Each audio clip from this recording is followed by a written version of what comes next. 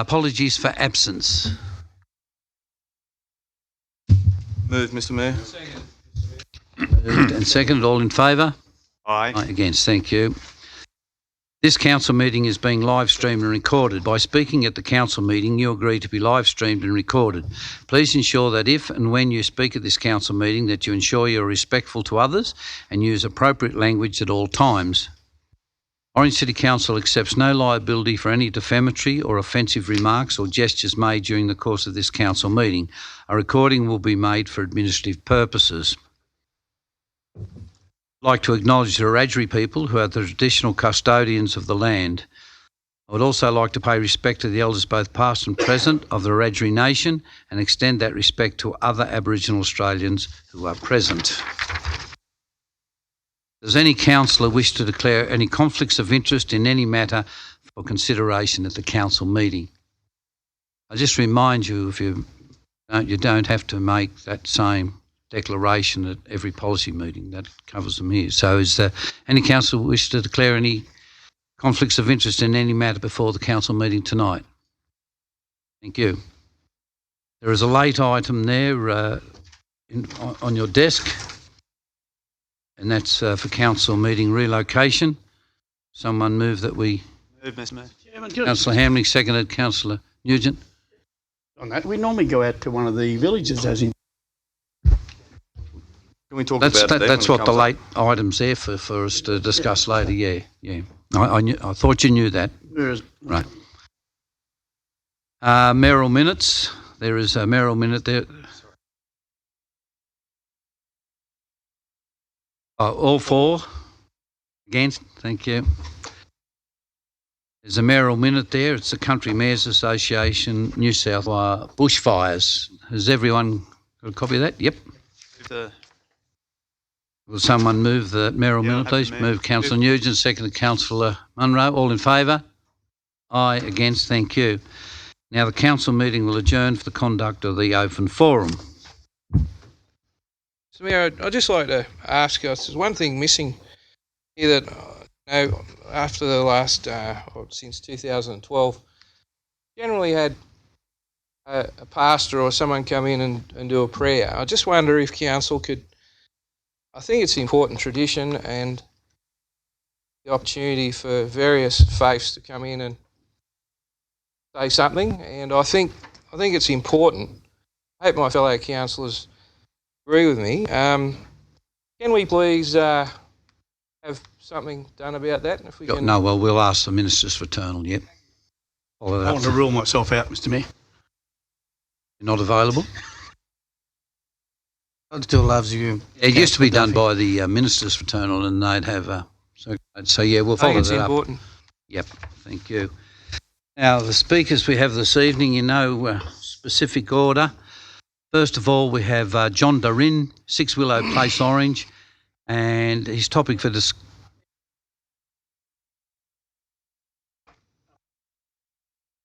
Keep coming. He's running the show. You or him? I'll make an exception tonight, but if everyone does that, if everyone wants to go last, where do we end up? But in this case, I'll give you the once.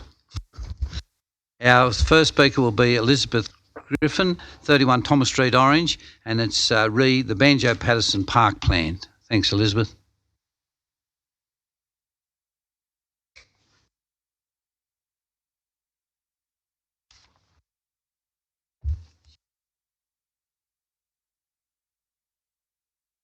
Good evening, and Mr Mayor and councillors and visitors. Thank you for the opportunity to address you. The subject is one which, as a local historian, I'm very passionate about and have been for some years.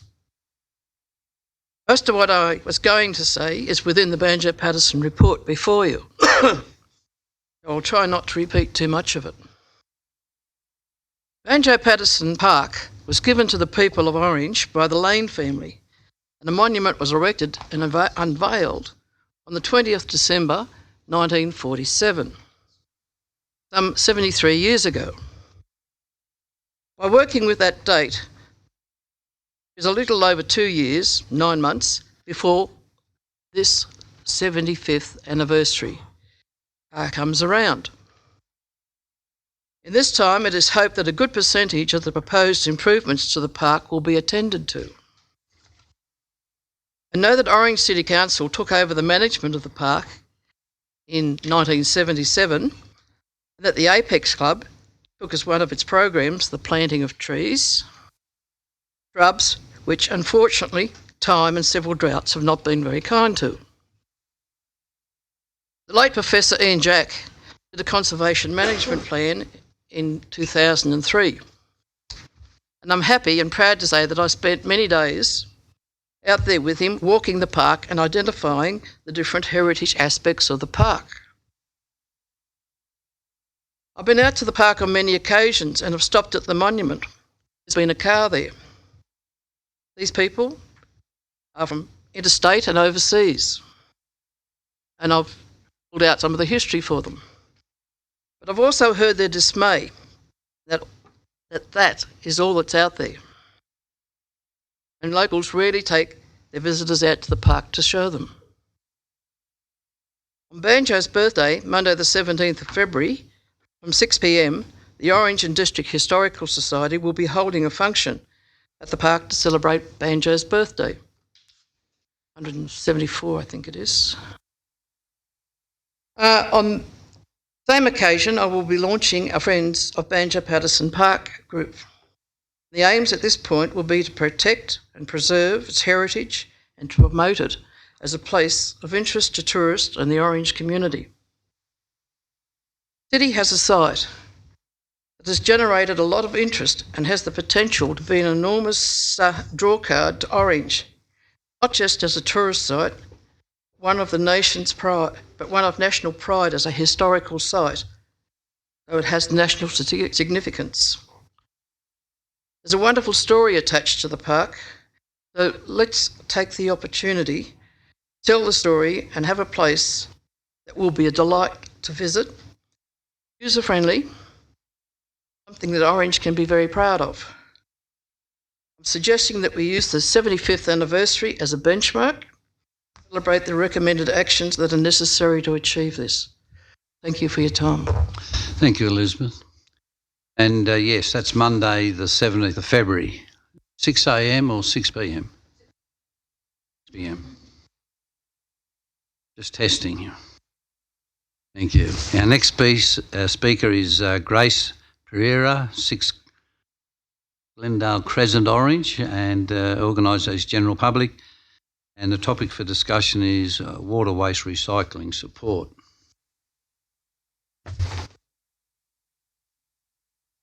Good evening, Mayor, councillors and all.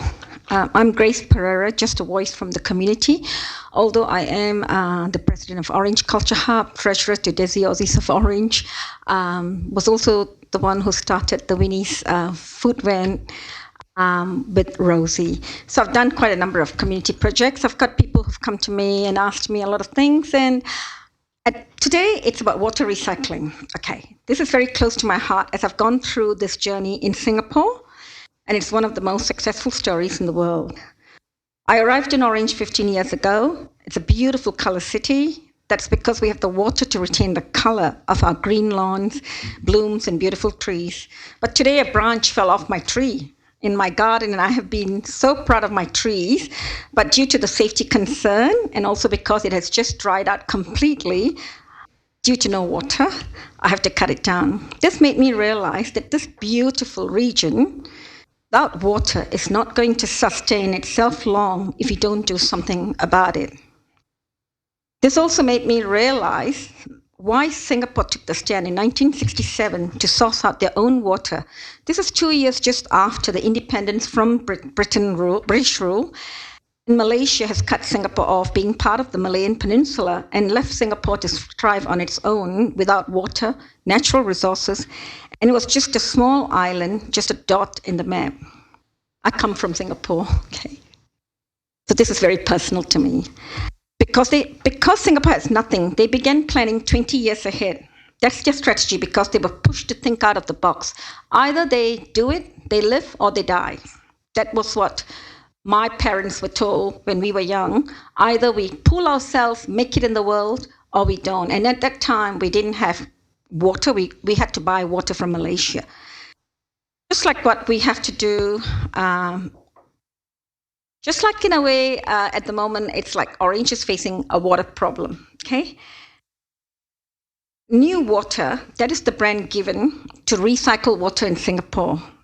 Water recycling in Singapore began in 1974, but the experimental treatment plant was closed a year later because of the cost and reliability issues, but they never gave up. That means they've tried. It was too expensive. We were a poor country. We were a third world country at that time. In 2001, Singapore initiated efforts to increase water supplies for non-potable use. Recycled water for these would help reduce the demand on reservoirs, or what you call dams, for potable water. In 2003, the first 2 recycling plants and a visitor center was opened in anticipation of the potential public concern over the safety of recycled water. Recycled water was carefully implemented.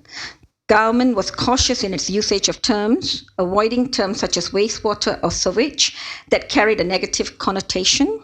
These centers were renamed to water reclamation centers, or wastewater were referred to as youth water. This contributed to a positive framing of recycled water, enhancing public acceptance of reused water. In addition, the government extensively engaged the public through exhibitions and advertisements to educate them about recycled water. The visitor center, which allows people to view the recycled treatment process, we also opened to enhance visitors' understanding of how recycled water is produced. These public engagement efforts were aimed at correcting any misunderstanding these people might have towards recycled water and increasing public support of reused water. The first recycled plant was completed in May 2000, and in January 2017, Singapore currently has 4 recycling plants. This was implemented by the Public Utilities Board of Singapore with its plan to centralize the treatment of used water. This visitor center provides multiple free programs to educate the public regarding the technologies and production of new water, and I would invite, if any one of you, to go there. Please, let's make a team and get there. Good idea. Reg, you go to Singapore soon. Maybe we should do it They're together. very regular, you know that. They started the New Water Scientist program. Students take on the role of scientists and explore the visitor center. Outdoor classrooms host fun activities, experiment that help students learn about reverse osmosis and other recycling processes. Water ambassadors, small workshops, and this teaches the uniform groups skills to be water ambassadors. There are 3 procedures in this. That is, the first stage is the production process, uses microfiltration. I'll just have to get an extension and move Councillor All Mono. Councillor Mileto, all in favour? Aye. Against? Thank you. Go. You're right. No, you've got a minute. So the first process, which I wouldn't go into, so basically the quality of recycled water consistently exceeds the requirement by World Health Organization guidelines and is cleaner than Singapore's own water sources. So every time I hear in Orange, it is hard, it's expensive, but if it's a tiny island without any drinking water or resources or agriculture or landmass, it's now the New York of Southeast Asia, one of the richest and the most visited city, with its own water supply. And the irony of it, Malaysia, who kicked us out, buys the water from us. Okay? And so Orange City Council should at least investigate a municipal wastewater recycling strategy to supplement the water supply. This is a very important issue facing the council, and your motion today is the legacy you will leave behind. It will be a good one or a bad one, but all eyes are on you, okay? Finally, I personally never believed in saying it cannot be done, because if there's no funding or etc. or whatever, you have the potential to build partnerships with mines, DPI, universities, or be part of a water recycling plans where everyone gains, and just imagine how far it will take you. You just got to take the first step. Yeah, so right. I will end off with, when the well is dry, we know the worth of water. That's by Benjamin Franklin. Thank you. Thank you. Our next speaker is Melanie McDonald, 10 Brooklyn Way, Orange, and it's recycled municipal wastewater. Thank you, Mr. Mayor, councillors and council staff. It's actually Brookfield Way, sorry, because there's Brooklands Drive, Brookfield Way, often picked up. I'm just speaking again to Councillor Munro's motion, and I just want to speak in support of it because I commend her for vision. I might just help you, it wasn't Councillor Munro, it was Councillor Sorry, McRae. McRae, I looked right at you and said the wrong name. I'm so sorry, Joe. More here. Who did you say sorry to? Sorry. I want to commend her for her vision and foresight in putting this motion forward. As Grace has so eloquently said, that we are in a water crisis and we need to explore all options, both now and into the future.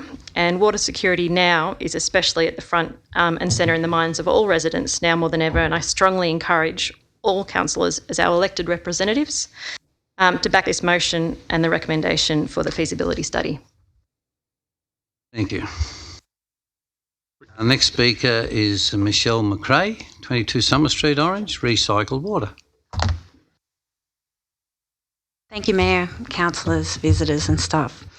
I would like to support Councillor McRae's motion. I am sister-in-law and I'm speaking from a background as a chemical engineer. I'm now a dermatologist, but my previous life I was a chemical engineer and I worked on both sewage and water filtration plants in Sydney as part of my thesis degree. I worked in Riverston and North Richmond, water plants and Prospect water filtration plant. I would urge council to seriously consider this from a science point of view. There is absolutely no scientific reason why it can't be done. We have well-documented science for this. We know that it works. It is shown that Singapore has done it because they have no natural water systems they had to. Another country that has done this because they have to is Namibia, and they've done it for 45 years. And they were one of the few that first started direct pumping, direct potable recycled water.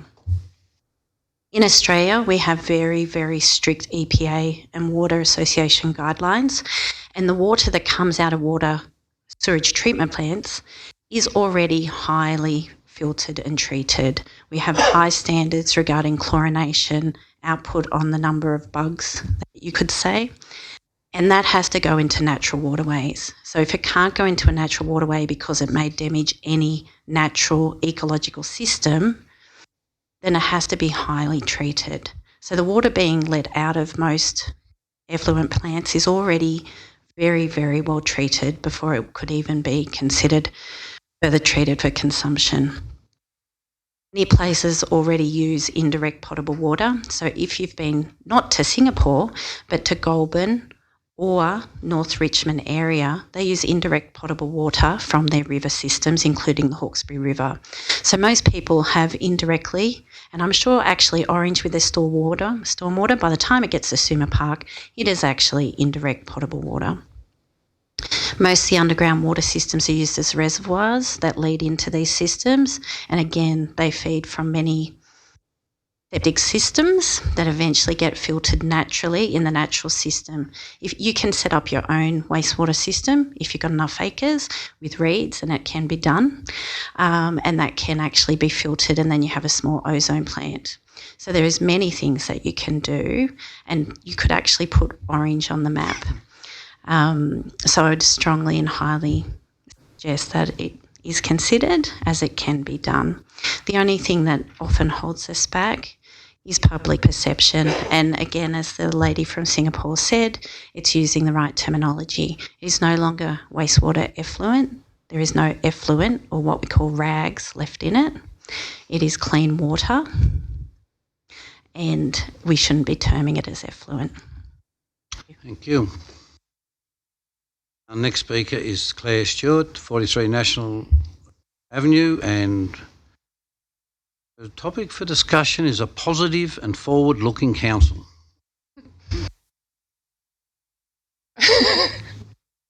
Thank you, Mr. Mayor and councillors. I want to speak in support of two of the motions being put forward tonight.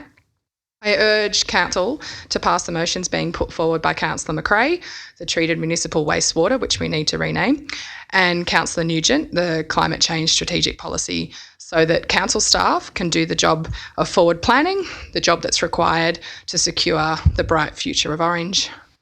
I'd also like to commend Councillor Taylor and the council staff for investigating the desilting of Spring Creek Reservoir. Although it looks like the economics of the proposal don't yet justify the work, I'm glad to see that all avenues are being explored to address the challenges of water security in this drought and those that will come in the future. Too often, I see Orange City Council being perceived to be reactive and focused on maintaining the status quo. I hope that tonight our elected councillors will demonstrate that they are able to look towards the future. I perceive that together, these motions and reports show that Council is planning for future water security, economic security, and also safeguarding our quality of life in Orange. Doing this while our climate is changing and while our population is growing. I wanted to talk a little bit more specifically about the proposal for the climate change strategic policy. Climate change adaptation, I believe, is a council imperative. We need to consider the risks that this poses to our council and our community and ask a variety of questions. We need to ask how increased numbers and severities of storms might bring down more trees and affect demand for the emergency services our council supports. As temperatures increase, are we doing enough to grow our urban green cover? If we aren't and we need to do more, what species should we be planting in order to not make the first problem of falling trees in storms worse? What changes are we expecting in building regulations that our local building industry may or may not be prepared to implement? Can we change the way that we build our roads so that they can handle increased periods of higher temperatures and other extreme weather events, but maybe even take advantage of new recycled technologies? Climate change mitigation is also our shared responsibility, but also an opportunity for our local economy. I see that Orange is already tackling this through our use of renewable energy in our own facilities, taking organics out of our landfill, but are there other opportunities? Should we be exploring waste to energy programs or making way and supporting larger regional renewable energy projects? Considering these issues, developing an appropriate response, that is responsible governance. This is not left-wing nonsense. The Department of Planning, Industry and Environment, under the banner of Adapt New South Wales, has toolkits to help councils complete their climate change risk assessments. Adaptation plans have been developed by other councils already. I have 2 primary school-aged children.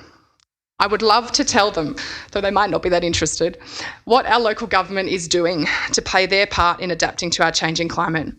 I don't want to have to tell them in the future that our local leaders in 2020 refused to look ahead. I don't want to tell them that our leaders wouldn't even consider the risks that a changing climate posed. So I look forward to a future in Orange for my children where they have clean water to drink, playgrounds with grass and not dust, and beautiful bushland to spend time in. And they also have a local council that is financially secure because it managed the risks of climate change well. Thank you. Our last speaker is John Dorin. For discussion, Councillor Nugent's motion 4.3. Thanks, John. Thanks, Claire. That was great. The motion from Councillor Nugent concerning response to climate change should be supported by Council. While Orange has an ultra-conservative and reactive population, voters expect you to lead by being proactive. Simply advertising to be elected and handing out how to vote material does not make a person a leader. It's the decisions and actions of local government representatives that will determine you from the voters if you are a leader. By voting to agree to this motion, you'll be concentrating on the future rather than those everyday issues like potholes or malfunctioning intersections. The paid staff should deal with those concerns. True leaders deal with the future. When walking or driving a car, you look ahead, not over the bonnet or at your feet. I last spoke to Council 10 years ago asking that Council meetings be recorded. councillors said no. It took a Liberal Conservative minister 8 years, or 8.5 years, in fact, later to command councils record their meetings. It's the nature of Conservatives to be slow. Mind you, the so-called progressive movement that was the Labor Party shifted to the right years ago. Voters now have very few politicians who understand the public mood and the needs for change. Conservative society has a bias towards the orderliness of order. This stifles creative freedom, as orderliness is static and lifeless. Society is dynamic, and councillors should reflect that. This motion from Councillor Nugent mentions climate change, and I know a majority of you dislike the words. Get used to them. The tide is turning. A multinational group of scientists recently visited Thwaites Doomsday Glacier in West Antarctica. This area has not been included in previous climate change estimates because it is an unhospitable place. The glacier is melting and dropping into the ocean at 3 kilometres a year. The team needed to melt 10 tonnes of snow and drill 600 metres so they could measure the temperatures of the water below it. Result, it's melting fast and the temperature is rising. CO2 measurements and water temperature over the last 100 years are nothing compared to the changes over the life of the Earth. However, if it continues to get hotter due to what scientists claim are human activities, then it would be prudent to play safe than to ignore the science. We cannot know everything. You ask questions of the CEO and staff regularly because we rely on others who have knowledge. These people we call scientists, and we're not talking about one or two, but many thousands, have convinced leaders around the world that we have a climate issue. The harbingers of climate change in Australia have been the coral reefs, the decimation of 1,000 kilometres of mangroves in North Queensland, severe storms, floods, cyclones, fires, and of course, rising temperatures. Tonight, we'll again hear that old chestnut. We've had droughts before, mate, and we'll have them again and again. She'll be right, mate. The longer it's hot, the closer we are to rain. Anyway, a bit of sunburn toughens you up. What is never mentioned is each time the drought arrives, and that's every 10 to 15 years, it causes suffering and anxiety. The Conservative farming community are realising the need to future-proof their properties as they experience this worst drought since Federation, according to the Weather Bureau. And yes, this evening, we'll also hear about the marvellous stormwater harvesting and the dry Macquarie River to Orange pipeline, that is the town's drought breaker, and various water-saving measures. That is the past and the present. Planning requires looking to tomorrow, which is the task of local government representatives. The time to act was 20 years ago when a majority of you were first elected to local government. We already have sporting fields, art and music venues, and the sky above to view stars. They are of little use without the essential of H2O. I conclude that you agree to Councillor Nugent's motion. Thank you. Thank you, Mr. Drin. That concludes the open forum. Council meeting will now resume. Look, just before we do, I'd just like to acknowledge the passing of Betty McDonald just recently. Betty was a stalwart of the Orange District, particularly in the areas with the CWA, the church, education, and a long list of things. I think I would like to have a minute's silence for Mrs. Betty McDonald.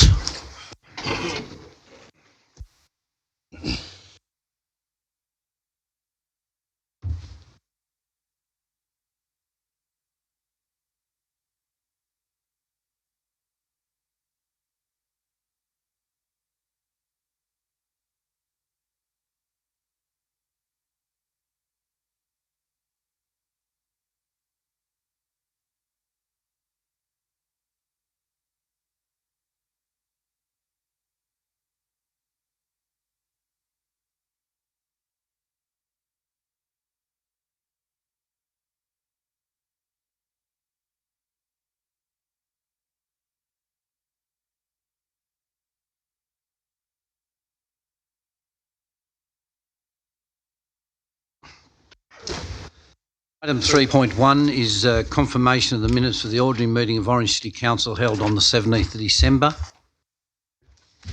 Councillor Munro, second Councillor Miletto. All in favour, show of hands, please. Against? Thank you. 3.2 is confirmation of the minutes of the extraordinary meeting held on the 14th of January 2020. Move Councillor Munro, seconded Councillor Nugent. All in favour? Matter arising. Matter arising for those minutes, Mr. Chairman. Received an email, which is, I say thank you very much to the Director for giving us the list of the 19 or 18 projects that we're talking about. And that, but one of the ones we did miss was the second one that I mentioned was land purchase on the Macquarie River that had a 640 or 680, I'm not sure the amount, was available to our council as a water licence. My question was, what was the actual details of that licence? What's the situation of where it is? Did we buy the land for the wrong reasons? That was one of the questions that I did ask. It was the second one on the actual live stream as well. Notice, perhaps, for the next meeting. Take it on notice with the report. I'm not happy about taking it on notice, Mr. Chairman, and I'm happy to. Yeah, but that'll give the Director it's something that should have been addressed in the first place. Have a response. I will take that on notice, as it wasn't actually in the minutes as such. So, and my mistake as well. I didn't actually record that question. Councillor Taylor. Mr Mayor, I'd just like a clarification from staff, if I could. Item 2.2, which is the Cook Park Duck Pond.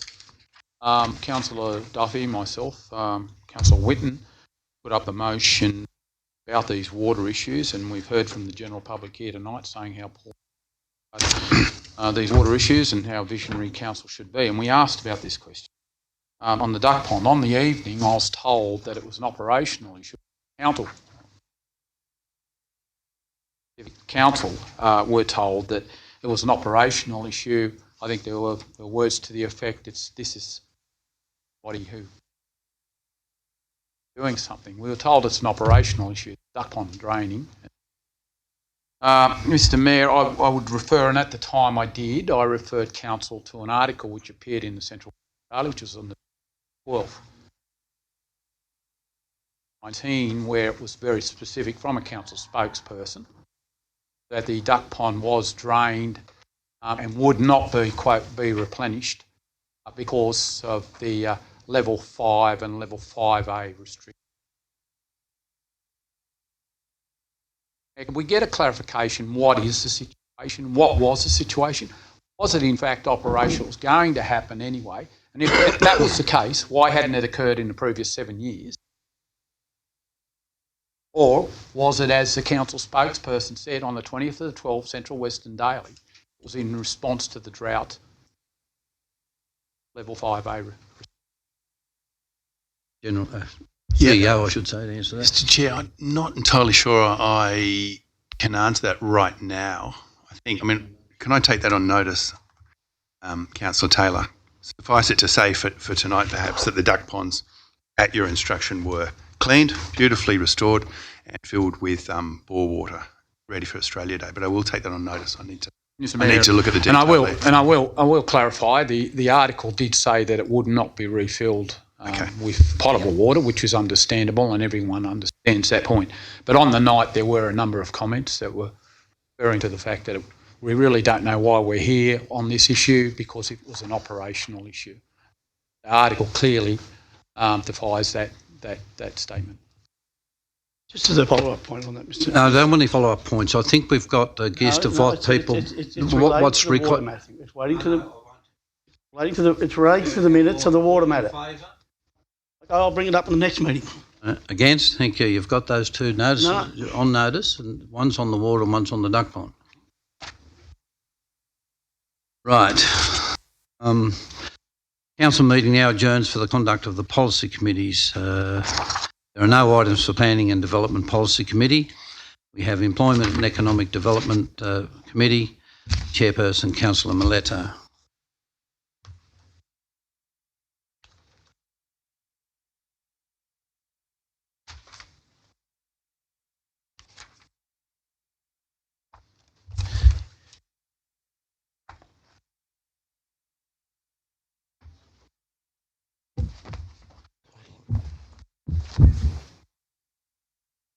Thank you, Mr. Mayor.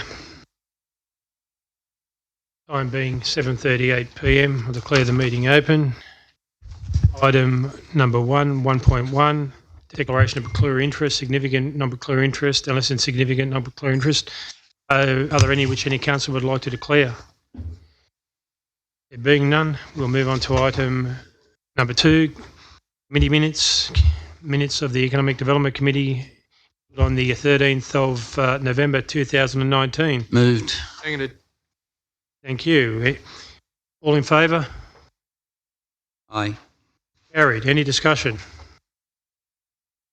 There being no discussion, we'll move to item 2.2. Item 2.2, minutes of the Economic Development Committee meeting held on the 11th of December 2019. The recommendation is before you. Move the recommendations. Thank you, Councillor Nugent. Do you have a seconder? Thank you, Councillor McRae. All in favour? Aye. Show of hands, please. Carried. Any discussion? Being no discussion, we'll move to item 2.3. Item 2.3, minutes of the Sister Cities Community Committee held on the 30th of October and the 11th of December 2019. I'll move them.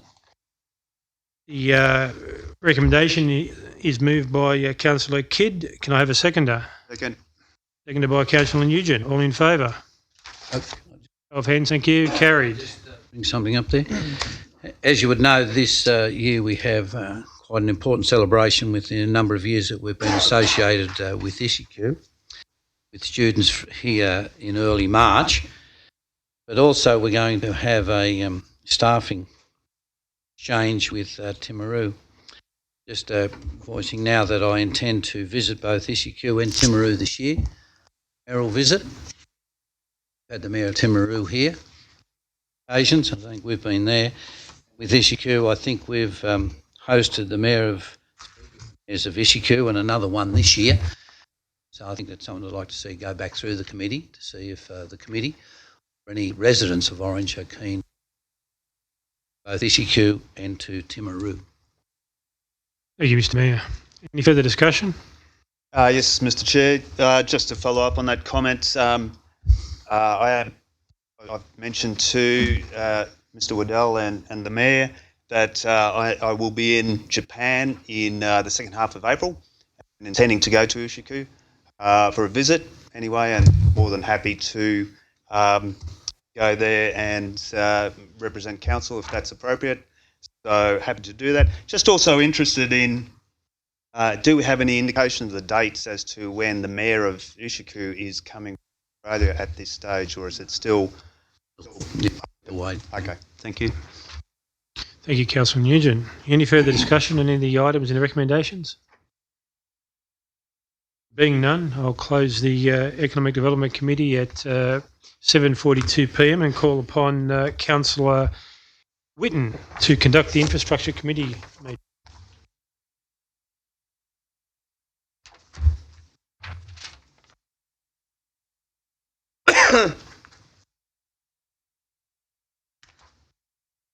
Thank you, Councillor Meletta.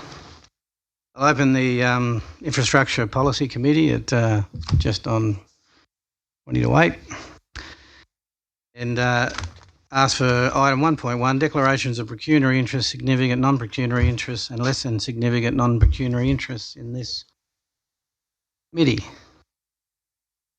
Being none, I'll move on to item 2, committee minutes, 2.1, minutes of the Orange Cabon Road Safety Committee held on the 30th of October. I'll move those. Moved by Councillor Kidd, seconded by Councillor Taylor. Any discussion on these minutes? There being no discussion, I'll put the motion. All those in favour? Talking current works. No. Not in that part yet, Councillor.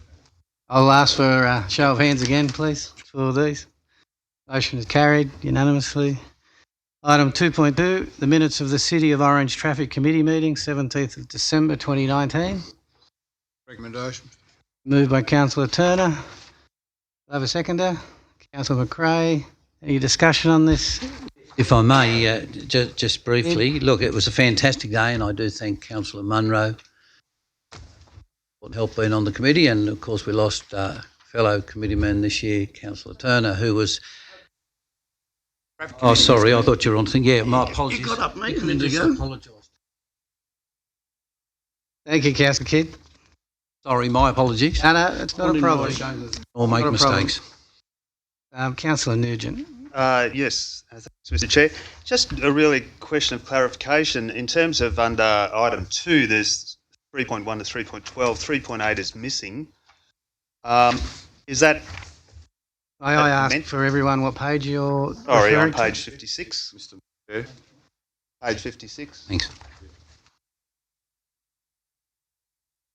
Is that just a typo that's missing, or is there... I'll refer to the CEO and or the director and I'll ask the question and answer for you. Mr. Chair, I think it'll be because the practice we're doing is to pull out of the minutes matters requiring a decision of council. And change in the current status, and because there was not consent to... Correct. That doesn't need to be endorsed. Carried through to you, that's correct. Okay. Just interested in why consent was not given to the installation of cycling stickers on the guideposts along Burrendong Way, I guess, as a follow-up question. Mr. Chair, Maybe happy to take it on. May. You want to do it, Justin? Chair, it was a decision of the RMS because the event went through 3 councils plus the RMS road. It was superfluous for us to give consent for just a short part of that track when the RMS and other councils were going to knock it back. The event didn't go ahead? It was really the RMS that didn't want the stickers on the guidepost. Thank you. For those watching the live stream, that answer was that question was answered by one of the staff who you may not have seen. Any further questions relating to the minutes? I've got a matter arising, so if you want to put the motion. I'll put the motion. All those in favour, show of hands. Motion's carried. Councillor Taylor, you have a matter arising? Mr. Chairman, no, thank you. Mr. Chairman, I'd ask, could I please request that the Traffic Committee have a look at the parking hours, extension of the 1 hour parking up in Sale Street, up Sale Street there. A number of elderly people use the businesses. Barber there, as we know. So forth, and I'm told, I've been approached by a few elderly people who have said that they find it difficult sometimes with it, and I think it's essential, Mr. Mayor, Chairman, that that we do this before the DPI actually move into the building across the road. So if the Traffic Committee could look favourably on a 1 hour limit there. Sides or one side? No, just on the one side. They've requested because of the number of elderly people. It's not because they want the hours, it's just that they need that time, because obviously with the DPI moving there, they're concerned that there will be a number of people that might use the all-day parking or closer to it. So they want the restricted parking so that they know that they can guarantee the hour to visit the podiatrist or Dennings, maybe 5-6 blocks up the road. Sale Street. Thank you, Councillor Taylor. Any further discussion? Any other matters arising? I have one, if I may. I've raised a matter with the Director, Ian Greenham, with regard to the intersection at March and Lord's Place. And I've asked Mr Greenham to refer it to the Traffic Committee for their wise input. Certainly, the previous council, it was earmarked and funded for a roundabout there. That was changed at council advice, and Greenham has got that in hand, and we'll refer back to council once he's put it to the Traffic Committee. Okay, item 3.1, general reports, current works. Now, Councillor Duffy, you up to speed where we are? Well, the ones I want to talk to, Mr Chairman, is about line marking. Your moving works? I'll move it. I'm happy to move it. For that. Second. Moved by Councillor Duffy, seconded by Councillor Taylor. Yeah, thank you, Mr Chairman. Mine was about to the Director about line marking. I know Councillor Taylor on a number of occasions spoke about disability line markings. And do we assume that's a car park over in where the cinema is? Do we police that? Now, a number of people have gone to park there on those disabled car parks and they can hardly see the lines at all. Our issue, or It's not our car park as such, it's a private car park. can we do something about that? Can we forward a letter to those? We can invite them, yeah. And my other bit about line marking is on Old Forbes Road. Mr. Bruce Longhurst and a couple of other residents contacted me regarding the no line marking there. You can see reach marks where road head into the on-flowing traffic on way. So I just wonder, could we? I can review the situation, yes, and get back to you. Yeah. And I can give you a phone number for Mr. The other matter arising too is when we come to water. How do we get an exemption for Cook Park and Robertson Park when we've got an exemption for the coverage of the tourist centre coffee shop next door for watering? You mind just repeating the question? How can we get an exemption? I believe that the building next door to us has an exemption for watering. Yes. Right. How can we get that exemption for Cook Park and Robertson Park? Because I believe those two parks are far more important than that. We have an exemption for certain areas of Cook Park that are high-use areas. We do not have a general exception for the whole of Cook Park or the whole of Robinson Park. We also have an exemption for the museum roof because it's a small area and the cost to re-establish that grass would be significant. We also have an exemption on some small high-use areas in the Botanic Gardens that are also have forward bookings for weddings and functions.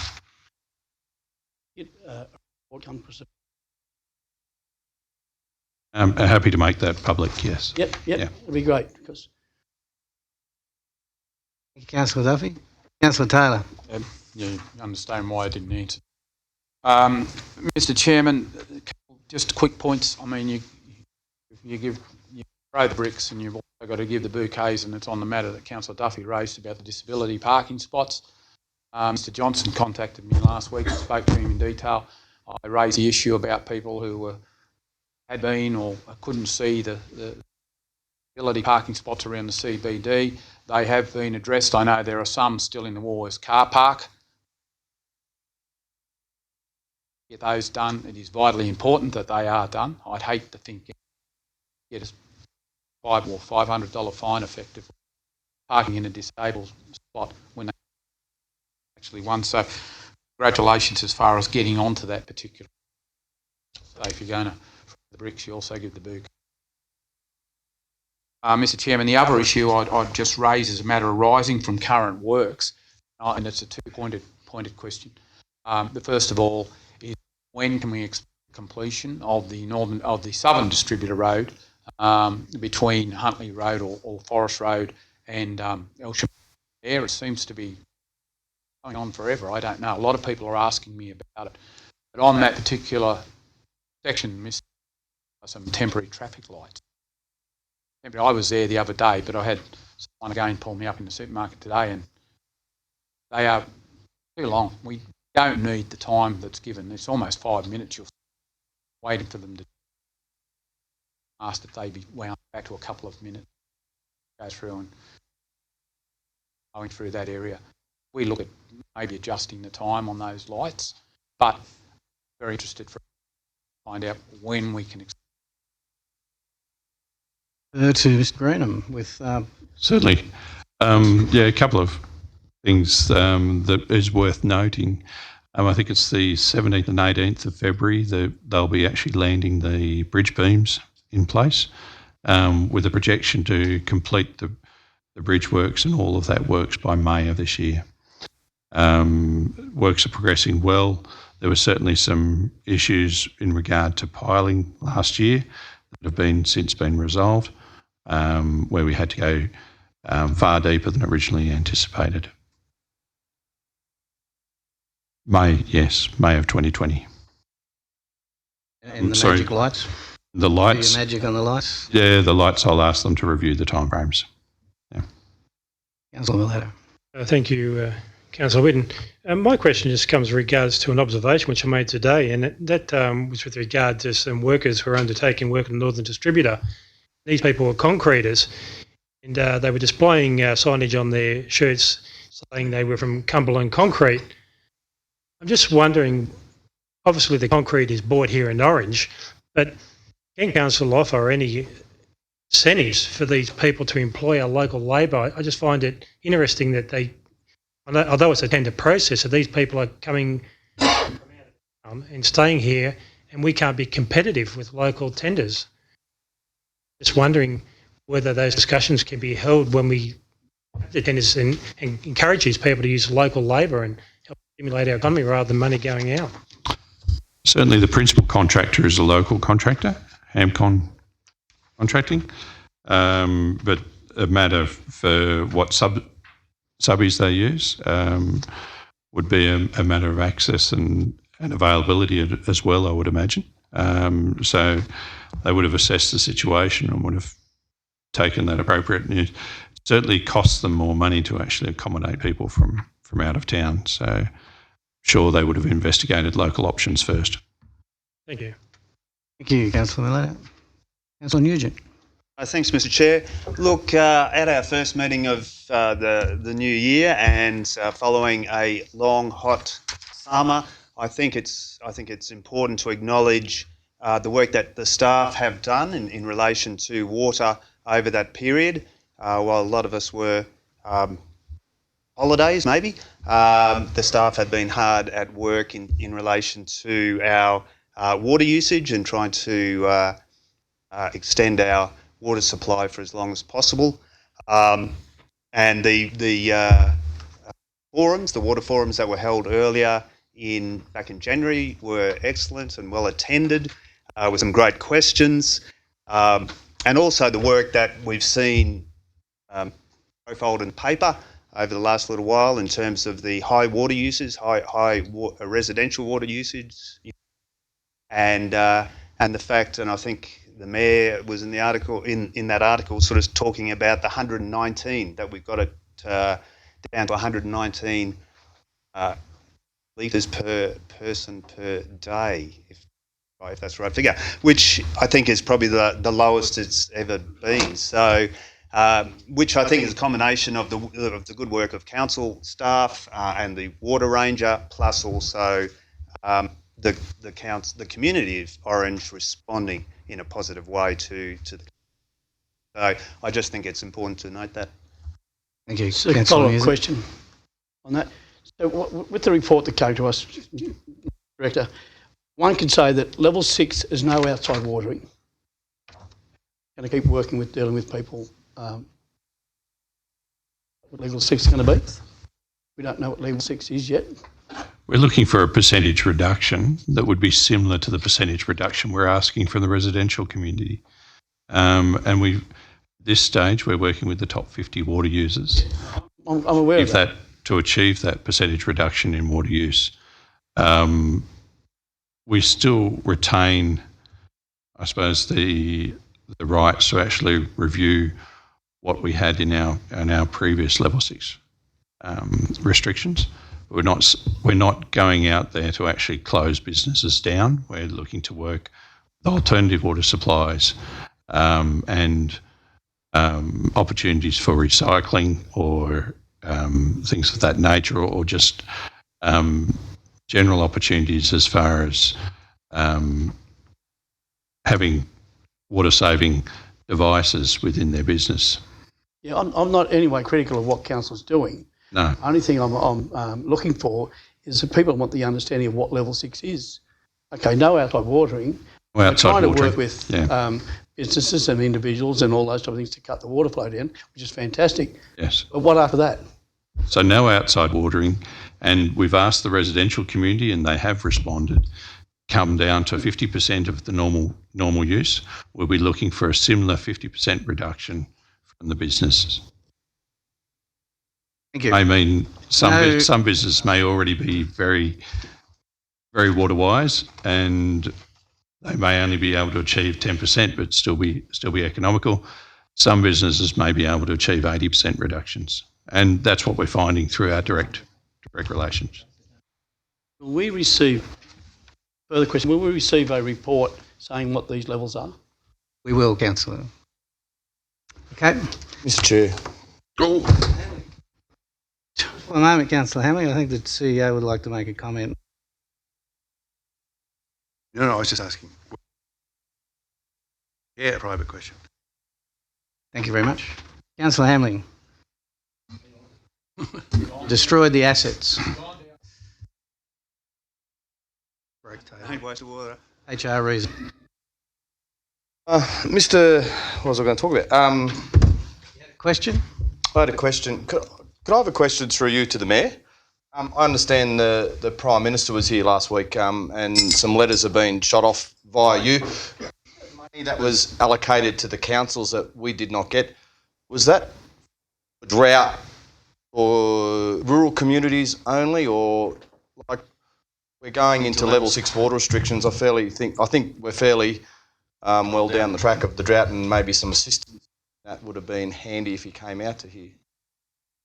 Look, I'll answer that by saying yes, and I think you should be familiar with it. This was last year we went through it. There's a set of metrics they've got, and one of the metrics that says 17% of your LGA has to be involved in rural production. We never met that. So we missed out, whereas, you know, Blaney and Cabon got that, like Wellington and so forth. Wagga didn't get it, others did. But, excuse me, in that second round, same metrics applied. The Drought and Flood Committee that met here for the first time, as you know, last week. Moment, addressed them early in the morning, just welcomed Orange and told their chairman and those persons that were representatives from every state, including Simon Crean, who's part of that committee, put our case forward saying I didn't think it was right, the metrics that they were actually using. Subsequent to that, sent you all a copy that I followed it up with a federal member, Deputy Prime Minister, Minister for Drought, that's Outfoot, Littlefoot or Somefoot. Bigfoot. Councillors. And also I sent it off to someone else too. So you all got a copy of that. That was done immediately. So, yeah. So we're still hoping. We have pointed out those metrics. All right. Mr. Chairman, if Taylor. I just make one point, and I'm like, on behalf of the Mayor, thanks for having a go, but I mean, it's extremely disappointing, but it would have been wonderful. I mean, if they brought something for the Orange. I mean, I had a lot to do, as Councillor Turner knows, and Councillor Kidd and so forth, are very close to the Premier of this state, Bob Carr, and he always brought something to Orange every time he came here, and part of it. But that's water under the bridge. My concern is there was $50 million allocated, $50 million, which was spread across Australia as far as drought-affected communities, and that's obviously been allocated in the federal budget. And my concern is that $50 million is gone. But isn't it wonderful, and the Mayor's indicated about the metrics and so forth and the criteria and the procedures they're using, that they never actually that with the sports grants. So it seems like that they can take one program and they can make their own rules, and other programs they're sticklers for the rules, absolute sticklers. All righty, I'll close the meeting. You got a question or a matter arising? Or a comment on what was... No comments. No, I want to hear it, Mr. Chairman. I don't care, I'm the chair. Come on. I'll second that. Come on. Him later. Unless you got a question or a matter arising, there's no comments. It's No, that's all right.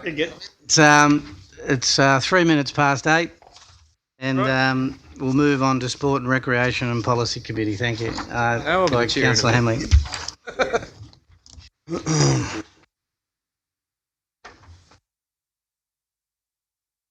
I've just been reminded with all of the questions, councillors, that you didn't vote on current works. I'll just put that motion. In favour, against, carried. You finished the meeting. It's finished. Very slack chair. Done, boy. Thanks, Councillor Whitten. I'll open the Sport and Recreation Policy Committee at 8:04. I'll move on to item 2.1, minutes of the Australia Day Community Committee meeting held on the 13th of November. Moved by Councillor Kidd. Seconded by Councillor Munro. Any discussion? My chance. Look, I'd just like to thank Councillor Munro. His participation on the day. Councillor Turner was there for a while, and I think Councillor Nugent was there for a little while also. I regard this as one of the most important events that we have of the year, and that was shown up by the amount of people that showed up. We had 39 people undertook their citizenship ceremony, which is fantastic, and a number of very fitting winners for our awards for the year. And I think everyone would agree that Dr. Bernie Huxtable getting our Citizen of the Year was a great choice, and he was absolutely over the moon about it. But I would like to acknowledge, I think it was 1982, started out on a property out of Orange. In fact, that property was Councillor Turner's, and I was present then with Apex. The beginnings was 1982, and then later it became an institution out of this council, having our Australia Day event up in Cook Park. I think over that time we've only ever had once that I can recall, perhaps twice, where we had to abandon ship because of too heavy a rain, where we had to have it over in the function centre. But interesting enough, the last 2 years, right on when we were packing up and the day was finished and it was hot, it rained. So Australia Day does bring on the rain. But I would like to acknowledge all the hard work that was done by staff. Have the park looking great for the actual day. It's not easy in the middle of a drought, but it was very, very presentable, and a lot of positive remarks were made about the park and the organisation. So if you could park back to the staff, thank you from the Australia Day Committee and the rest of Council. Thank you. Councillor Munro. Yeah, I agree with you 100% there, Mayor. I think the wonderful part of the day was the children, what that brought to it. You know, the kids dancing and having a great time, and there was one little girl, and she got too upset to dance and cooled down, and she got back on in a little while. And I just think it was wonderful to see the effort that the dancing instructors and all that, and the love that they portray into those children and what they do. You've had your own children in those sorts of things and sport and all that. It's just wonderful add-on to our event. It was good. We had some great speakers, and David Hall, the ambassador, he was wonderful, and we had great yarn with him the evening before. It's just a wonderful day, and I'm proud to be a part of it. So. Councillor McRae. Thank you, Mr. Chair. I'd like to congratulate all those involved with the planning of the Australia Day event this year. But I have a question relating to the awards. So it's on page 16 of those of the agenda, but it says the committee decided not to pursue the Environmental Citizen of the Year award in 2020. My question is this something that would be planned for the future? I understand that of all the awards that the local community can award, this is one that can go into running for a state award. I'm just wondering if it's something that is planned for the future, and whether it's something that's needed assistance with, for example, from the Environmental Sustainability Community Committee in terms of how to source nominees, or what the reasoning may be to assist in the future. I think the Mayor... I'd only be too glad to see that come to the Australia Day Committee, or Councillor McRae attend a Australia Day Committee meeting and bring that forward. I'd only be too happy for that, but that was a decision by that committee that is chaired by an independent person, not a councillor. Best way would be to bring that along to a meeting and bring it forward. I'm only too happy with it, yeah. No other speakers. I'll put the motion. All those in favour, raise a hand. For, against, carried. Item 2.2, page 41, minutes of the Australia Day Community Committee meeting held on the 4th of December. Moved by the Mayor, seconded by Councillor Munro. Any speakers? Speakers, show of hands please. All those for? Against? Carried. Item 2.3, minutes of the Australia Day Community Committee meeting on the 8th of January. Move those again. I'll second it Mayor, again. seconded by Councillor Munro. All those in favour say aye. Against? Carried. I've got a matter arising from the chair. As you were aware, over summer we lost a young junior sportsman in a tragic skiing accident. His family heavily involved with Bloomfield Junior Rugby League. Council are partnering with them to build a shelter up there, and I'd like to put forward that we name the shelter after Harry. Yeah. Do I have a seconder? Seconded. Just put it forward as a motion. And I'll put it forward. Seconded by Councillor Taylor. Any speakers? No speakers. All for? Against? Unanimous. The other thing I'd like to bring forward. It'll have to come to the next council meeting, but it's been approved as a motion. Okay. Go through in here. Yep. I just wanted to comment on the Day of the Green that was held. I happened to go out there on Saturday night, and it was successful, out of this world. Even in town on the Saturday and Sunday, you know, to try and go get lunch somewhere on the Sunday or even breakfast on the Sunday morning, you just could not move. And it wasn't just local people. There was visitors from everywhere, and everyone was having a great time. So I think it was fantastic, and bring on more, I say. Mr. Chair, I've got 2 points. The first one I'll bring quick, and I'll let the Director Taylor notice. Doing the funding for the sports dollars. And I wanted to mention about the Day on the Greens. I worked at Day on the Greens and travelling to and from there, and I thought it was absolutely fantastic. I even had one guy get on the bus and call me Councillor Kidd. There was 9,021 people went out there. There was only 9,020 come back. Is that after when he'd been drinking? We got rid of him. But I've never seen a crowd so big that was so happy. Going out and coming back and looking at the extreme conditions that was there. It was absolutely fantastic. Yep. And a big pat on the back to the organisers. And I was one of the deputies for first the way we allocated our money, and I think it was money well spent. And I look forward to the next one. Even if you didn't work, you would have been out at your place. Yeah, Mr. Chairman, if I may, just on that, I think it was a very sound investment that we've put in for the 3 years. Actually, just this year's, it's been estimated that it returned about $1.7 million just into the orange economy. I think it's good value for money. 40% of the people that bought tickets were from the 2800 post office code. Another 30% were from either Cabon or Blaney, and then from outside that. And I think it was something like 46% of those stayed overnight in Orange. So that was the domino effect. It was very well organised. It was hot and dry. But as one of the organisers said to me, don't forget, they had one 4 years ago that got washed out because of that much rain. There was a problem with electrics and people going everywhere. So it doesn't matter. It'll always be too hot, too dry, too wet or too cold, and there will always be some naysayers. There is no doubt about that. And I saw some of them, the comments on social media, and I thought the classic was a person on social media said that it took a long time to get a taxi out there.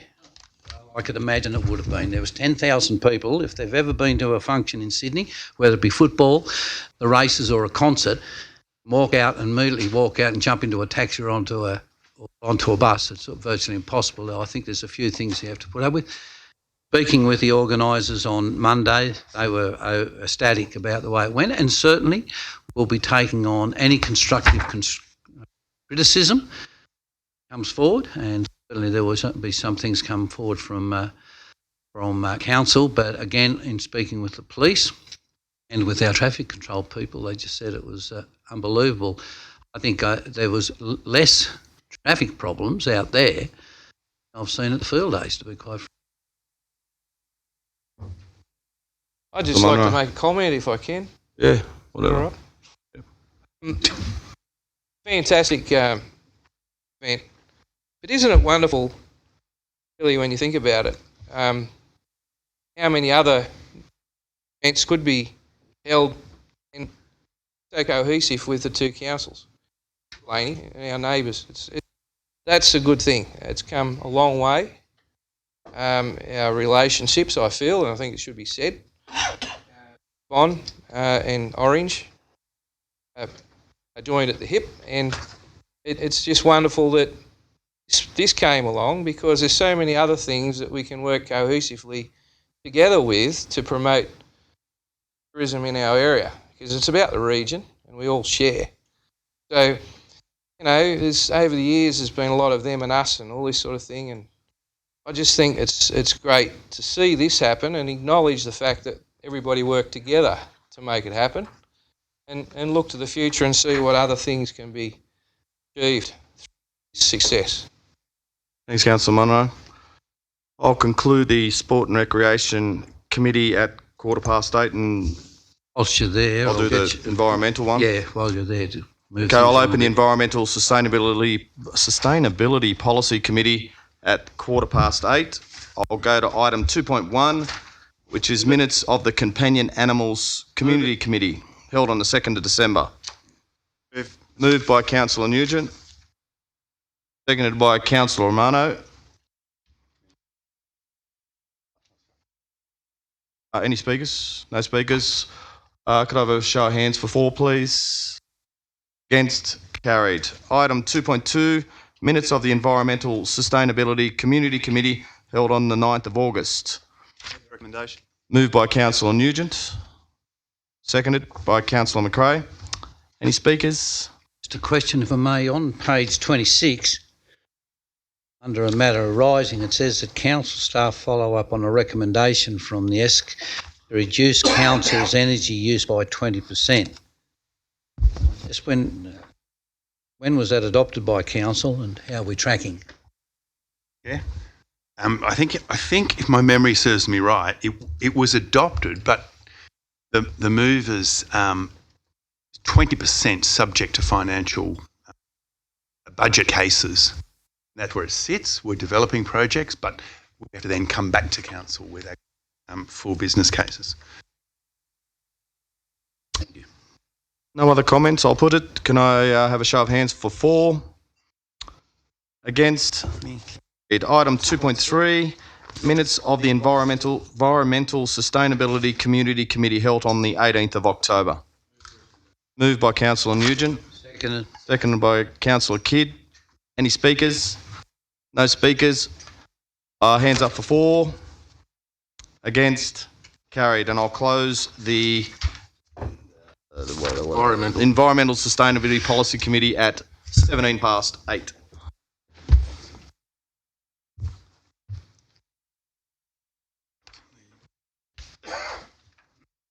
And services. There's no items for Finance Policy Committee meeting, and the next one is Services Policy Committee. Chairperson, Councillor Munro.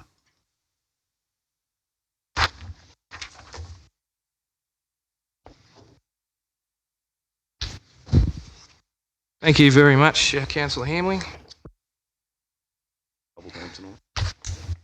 Thank you. Services Policy Committee meeting. I'd like to open the meeting at 20 past, whatever, 4th of February. Does any councillor have a pecuniary interest, significant, non-pecuniary? They've already declared them. We already done determined that doesn't need to be read out anymore in policies. 2.1, minutes of the Ageing and Access Committee. Move it. Move it. Need a seconder? Second. Thank you.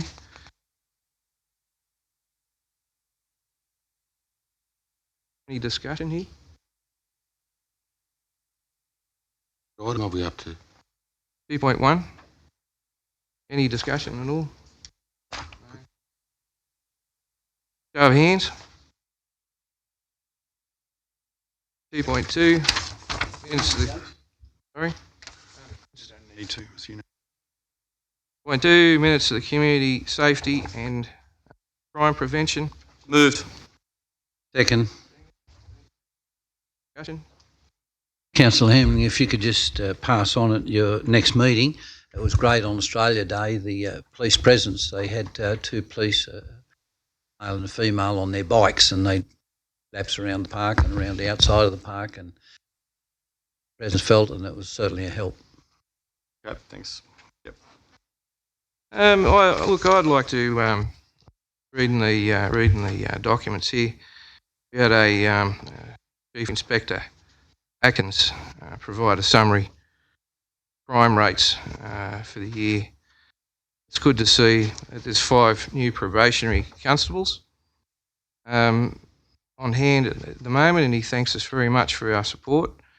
And it's extra wonderful to see that domestic violence assaults are down. So that's good to note.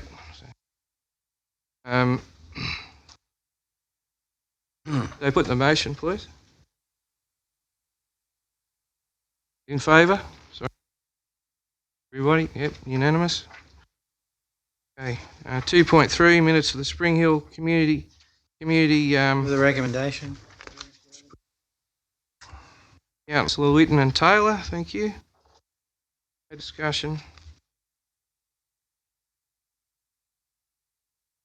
Mr. Chair. Put the motion, please. Sorry, I just might note that particularly the 4.1 in the recommendations, it's quite pleasing, and the community of Spring Hill is quite excited. I was at the meeting with Councillor Miletto by phone about the recharging station, which is being provided through funding from Cadia Valley Operations, and quite pleasing to see, and the community is very excited about the tourism opportunities that will bring to their small village, and a very exciting development. So we'll put the motion. All 4, right, thank you. Thank you for 2.4. Yeah, it's hidden in there, page 63.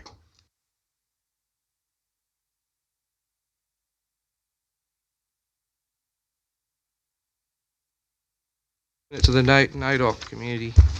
Move the recommendation. Seconded. Seconded. Councillor Romano. Discussion. Any discussion here? No? All right.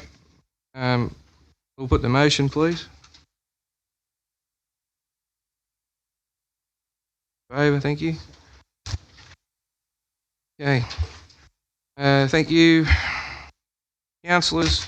That concludes the policy meeting. 8:21. Very much. And Mr. Councillor.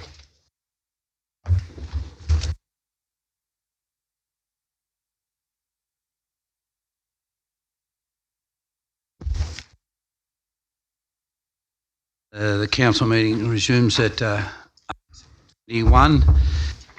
Item 4, notices of motion, notices of decision. First of all, we have 4.1, notice of motion, wastewater recycling strategy. I'd like to move that motion, Mr. Mayor. Happy to second, Mr. Mayor. Second, Councillor Miletto. Thank you, Mr. Mayor. I don't think any councillor particularly wants to be associated with a sewage project, but I've taken the plunge. Undeterred. Time, I believe, for us to examine or investigate whether our community can benefit from wastewater recycling. We'll congratulate Council on previous action taken for water security. That includes stormwater harvesting, and I'm aware that there was quite a bit of flack taken by councillors at the time about concerns regarding dog poo, cigarette butts and other materials which would travel through that waste, and I know that that would have been tough. Our community has embraced it, and we are seeing every storm downpour appreciated by our community for an extra day or 2 or 3 of water supply, pushing our level 6 restrictions back further.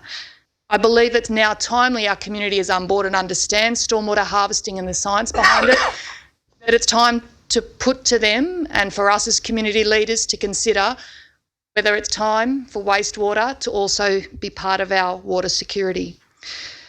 It may be gross or icky or yucky, nothing particularly pleasant about what goes down our household or our business pipes.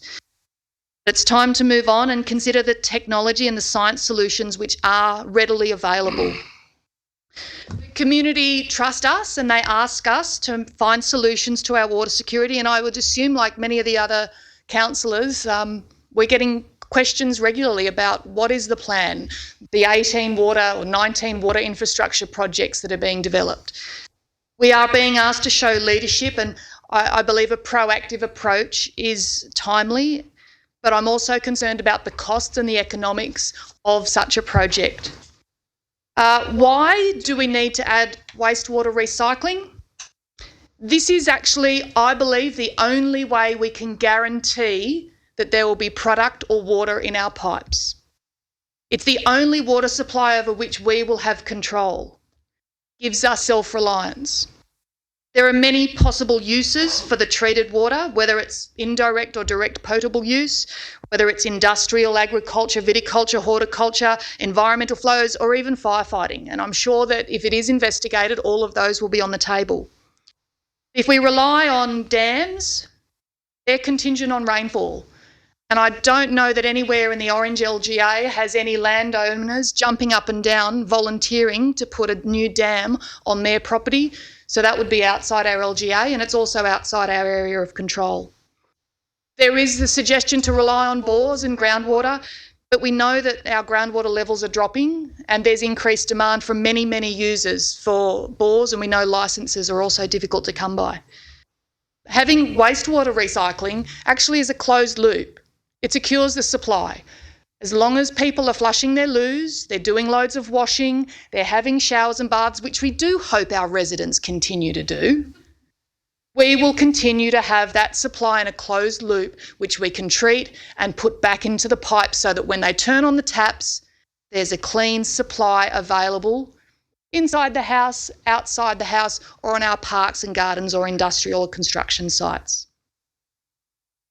I find it interesting that much of the focus of the staff comment is on Cadia Valley operations. The effluent is of high value to them. And on average, there's been 5.8 megalitres flowing out of our pipes out to the mine. I understand that there are legal issues with Cadia Valley operations which will demand attention and negotiation if we are to pursue any implementation of wastewater recycling. That's a little way down the track. I guess it comes back to whether the water supply for a city of 40,000 people can be sustained, or whether we need to have more security by having control over what's going through our pipes and using the technology available for a clean, new water supply like we're seeing in other locations around the world and increasingly across Australia.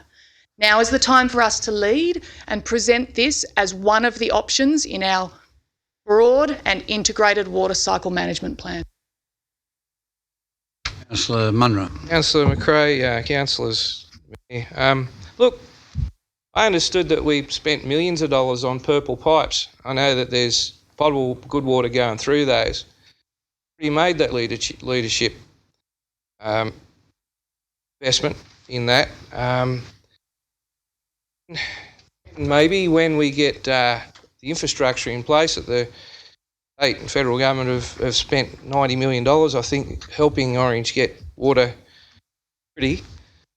And the pumps are put on at the reservoir or dam at Kiara, and we can get that water if needed. I think we've done a lot of initiatives to be able to get proper drinking water into Suma Park and Orange water supply. So I sort of agree with the opportunity to put used water or recycled water through those purple pipes when the time comes. I understand that when we do new developments, those purple pipes are all put in, aren't they? Is that right? They're running potable water through them. I know, but the purple pipes are there already. The investment's been made. The leadership's been shown. It's just a matter of us being able to, when the time comes, turn the tap on, put that water through those purple pipes.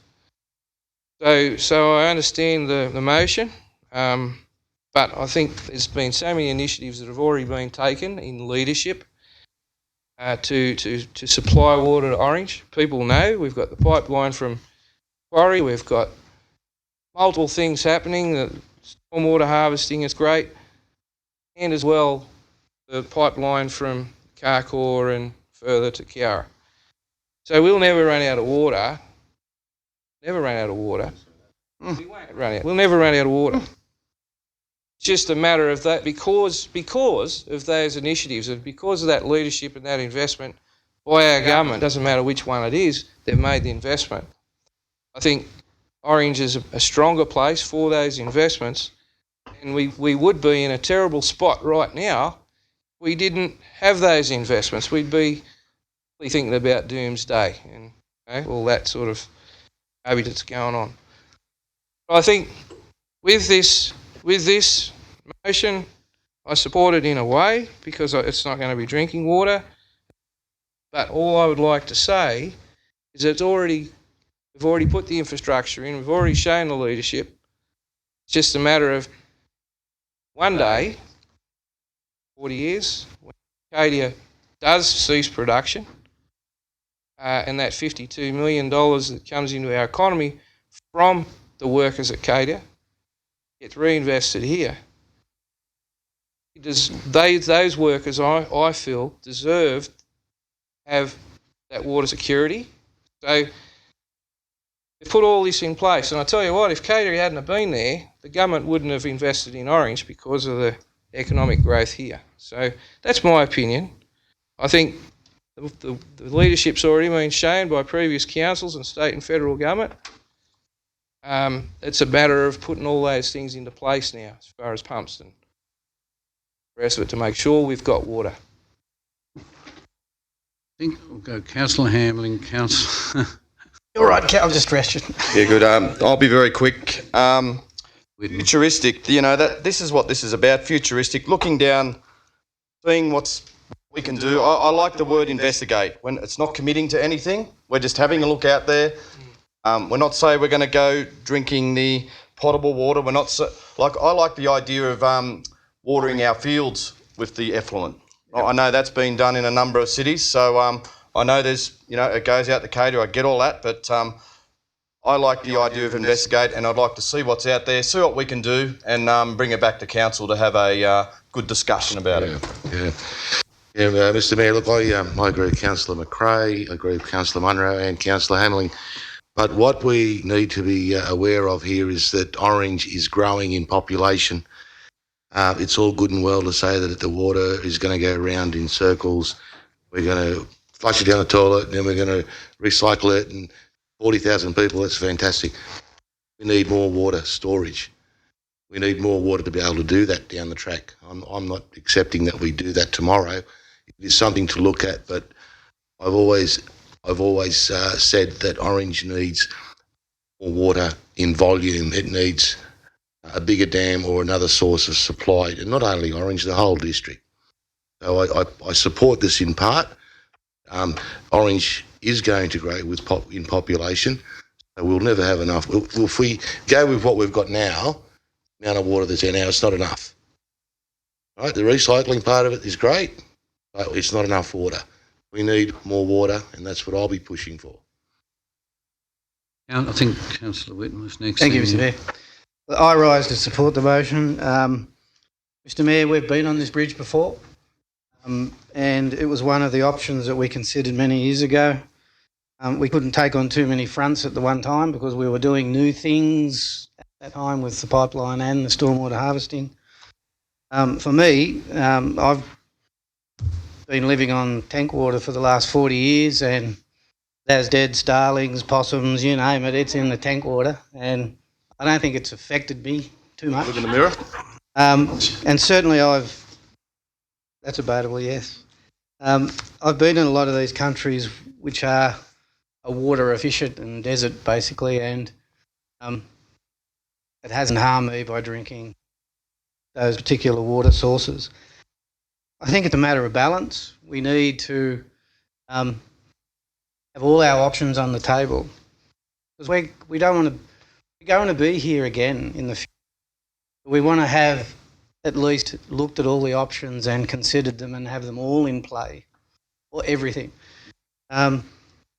The effluent potentially only going to be used. We need to balance it with our partners who bring commerce to the city, and they need access to that effluent as well.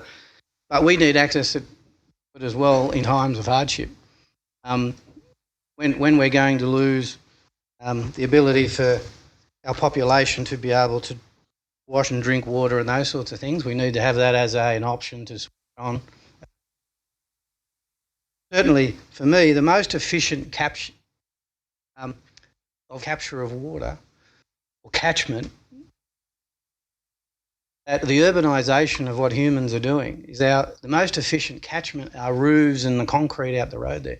The old days of us catching it from farm fields and stuff like that, well, that in times of dry weather, Mother Nature's going to suck it all up real fast before we even get a chance to get any runoff.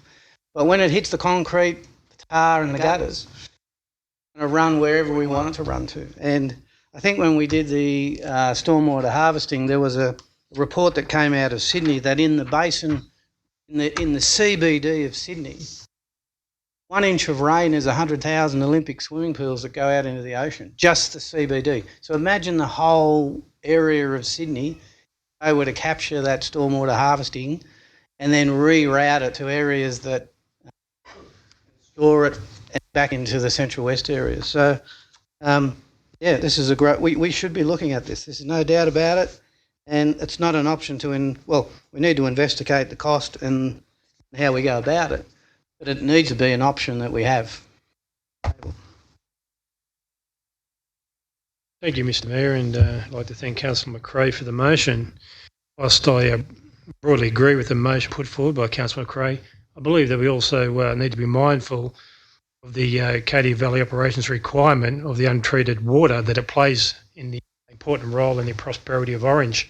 No doubt any feasibility or investigation undertaken will provide information whether this will be financially viable in any event. Councillor Nugent. Yeah, just very quickly, Mr Mayor. Look, I commend Councillor McRae on bringing this forward. It's one of two motions tonight regarding water, the other being the desilting of Spring Creek Reservoir in terms of our water supply. And given, the summer that we've had, given that we're in a drought, this is the second time in 10 years that we've been down around about the 20-25% combined storage levels. So I'm not convinced that we're never going to run out of water, as Councillor Munro is. Obviously, as Councillor Mileto has indicated, whatever in terms of recycling our municipal wastewater, if that's the term that we're going to sort of go with, it does depend on reclaiming that water from Cadia. So this is not something that's going to happen tomorrow or next week. It's a longer term project. But given where we are, given the great work that council staff have been doing on water security, we need to be looking at every option, as Councillor Whitten has said. It needs to be on the table. Where the operative word here is investigate. There are a range of possible uses that it could be put to, so it's not necessarily drinking potable water. It could be. And I look forward to the T-shirt saying Singapore, London, Qatar, Orange, drinking our own wastewater.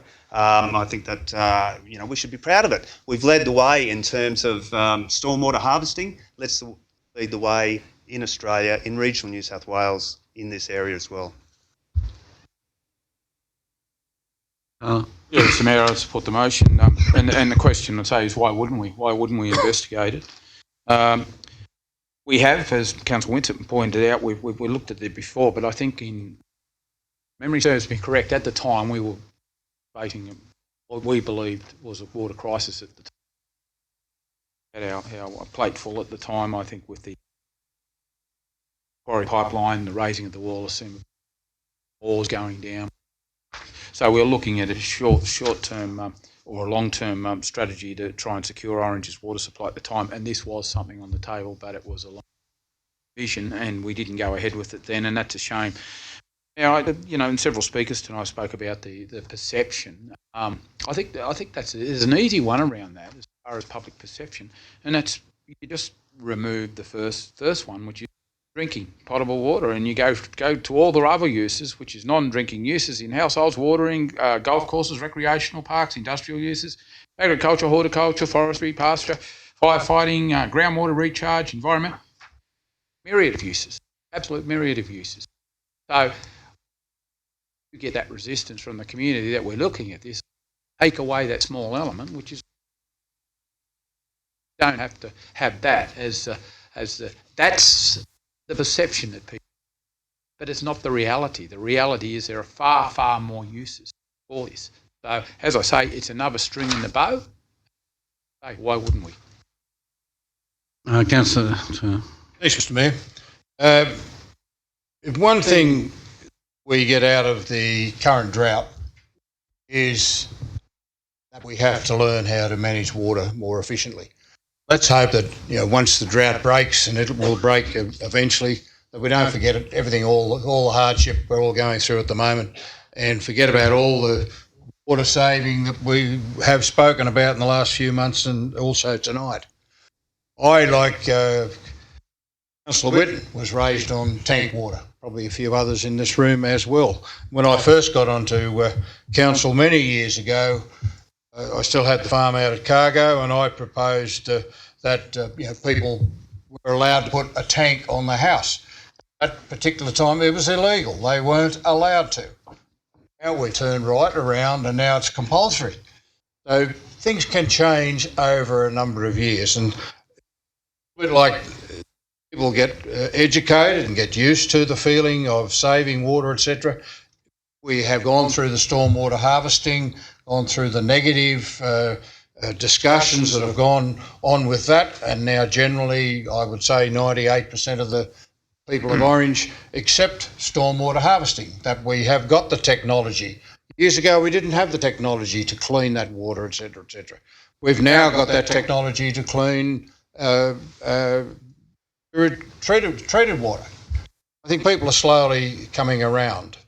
And I wonder, and I'm sure in the report, with our commitment to Cadia, a little bit of water that they don't take from time to time, whether at this point of time it is feasible to have a wastewater treatment plant, perhaps lying there 10 months of the year and not doing anything. I'm sure in the report that will be covered. Whether somehow or other we can replace the water that we're committed to supply Cadia through some agreement with the state government, whether we can supply that amount of water through some other source, and then we can use all that water. I would hope that that is in the report as well. We do have means of treating the water, and I can remember saying in this chamber, when people are saying we couldn't stormwater harvest because of all the pollutants in the water, etc., no one ever thought about it was never raised, I don't think, because it wasn't really an issue. With our catchment into Suma Park and Spring Creek, etc., as we all know, there's every thousands of head of cattle and sheep dropping their business in the paddocks, which then flow into the creek. A lot of it's filtered before it gets to Suma Park, I know. But there are other pollutants go into our streams every day other than the pollutants off our house roofs and our streets. We are maturing. We've got the technology to move forward, and we've got to remember that we've talked about a population of 40,000 tonight. We're heading to a population of 60,000 plus. So we have to plan for the future ahead. And that obviously is going to be water outside our local government area. And the state government has acknowledged that. The funds that they've given us to connect to Molong and Cumnock and Yeovil, and now through to Carcoar Dam, and now the possibility of pumping in directly out of Wyangla, with their plans to raise the wall at Wyangla, increasing that capacity to by another 50% roughly, I understand. So we are moving forward, but let's hope that we don't let all this slip once the drought's over.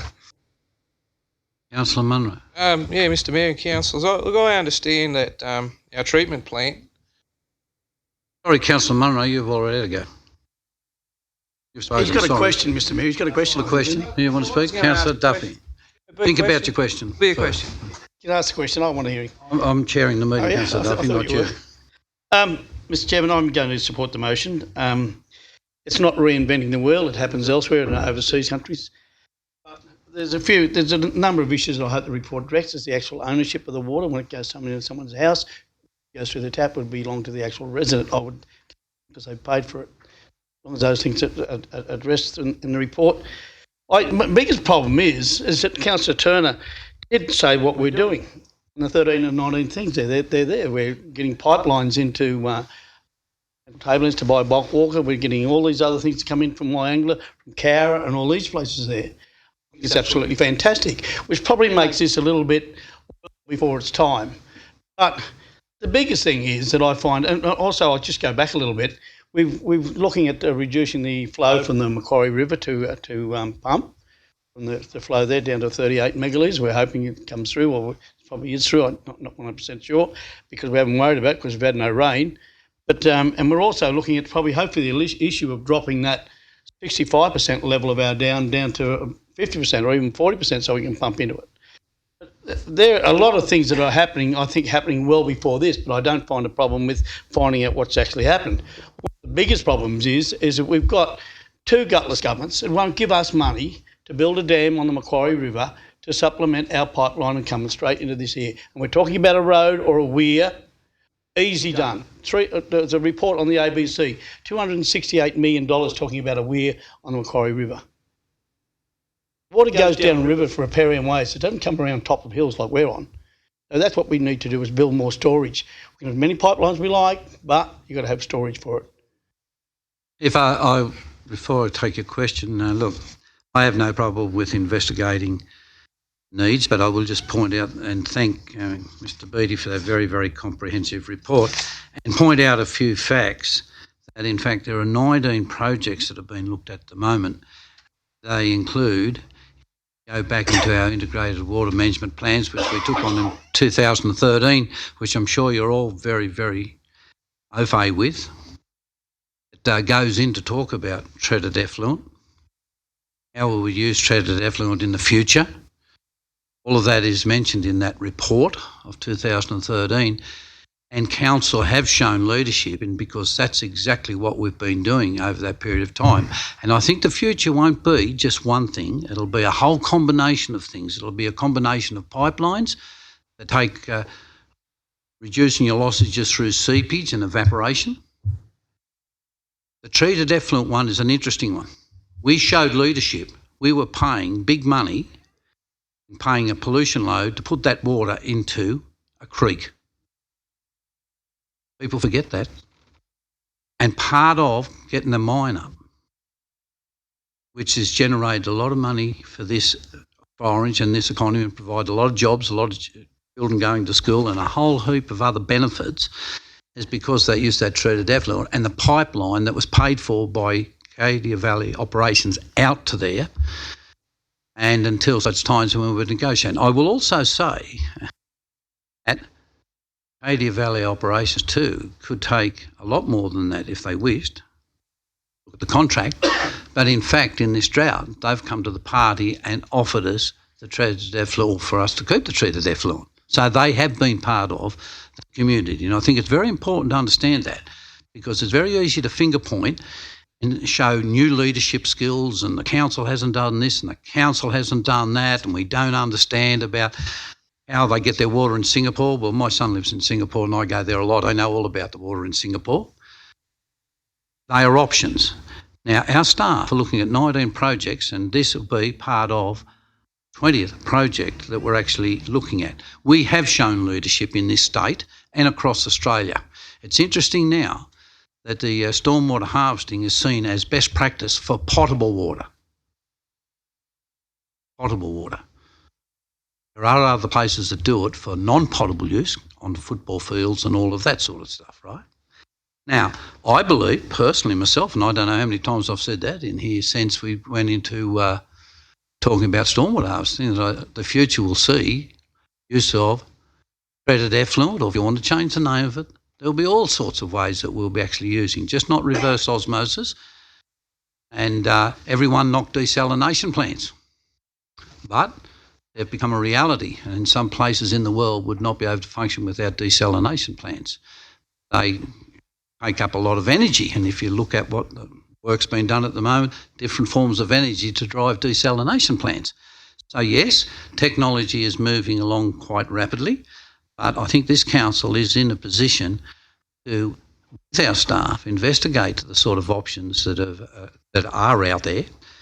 In answer to one of the questions that was just asked, yeah, there are mobile treatment plants now that you can put on the mine site. You could put out on the Knoll Quarry. You could put them out in all sorts of places, perhaps to treat the effluent, just saying in the Shirley suburb, where all the effluent from that area is collected there and actually treated. And perhaps the water goes back in their use in their yards and for showers and all sorts of uses, perhaps not potable, but even right through to potable. That technology exists now. So they're the sort of things that I think, and I would go along with investigating, but I would say that I'll support it, but we have been doing it. Your question. Yeah, look, I understand that we ozone technology and we're pretty well up to scratch with best practice as far as I worked out at Cadia. The water was very clean. You know, you couldn't have known the difference. Talk about investment leadership. That has already happened, and through that technology that Cadia Valley paid for, I understand. That was a question that I think needed to be answered and let the people know that those investments were made by Cadia to benefit the future of Orange as well as themselves. So I think the whole thing, the question is, that is right, isn't it? That we've got pretty much, we could turn the tap if we wanted to tomorrow and put through those purple pipes that good water to service lawns and the rest of it. Yeah, we did. I'll get the director to answer we that. could put that. I'll give the director an opportunity to answer the question. What's your question? At the moment, it is treated water, and but it doesn't remove everything, that treatment process. So the technology you talk about being the ozone, and we've also got activated carbon and that sort of stuff. That's not a process that we have at the wastewater treatment plant. We have that at our drinking water treatment plant. So our potable water. Our potable water is a higher purification, and it meets Australian drinking water guidelines. What I'm saying is we do have that technology if we wanted to apply it to the wastewater. Certainly, that's part of potable reuse. Yes, is not just the cleaning up of the wastewater, so it's fit to discharge into a river system. Potentially part of the process is to discharge it into a dam and then further purification to meet those Australian drinking water guidelines. Yeah. I think I'll put the motion, but Councillor McRae, you've got the right to reply. Thank you, Mr Mayor. I appreciate the level of debate we've had. It's been informative. I think it shows that we are open to the future possibilities. I would think particularly the note about the growing population, the future demands. We heard earlier this evening at the housing update about a possible 49,000 population by 2036 on some current data. And I think that also prompts the question of how long do we want to continue on level 5 water restrictions? If we can stave off level 6, that's great, but how long can our community stick to level 5? It's on the drought. When it's last looked at it in 2013, we know there's much more tech. If there's $268 million for a dam, and I suspect that's a long point option, I would hope that some treated effluent options might be a bit cheaper than $268 million. I also think it's important we consider this is one of a suite of options which should be considered for the city, but as I've said, it's under our control. It's something that would supplement the fresh water supplies coming from other reservoirs outside our LGA as well as our own. And I very much appreciate what I've learnt tonight from the other councillors as well as the speakers who've taken the time to attend tonight.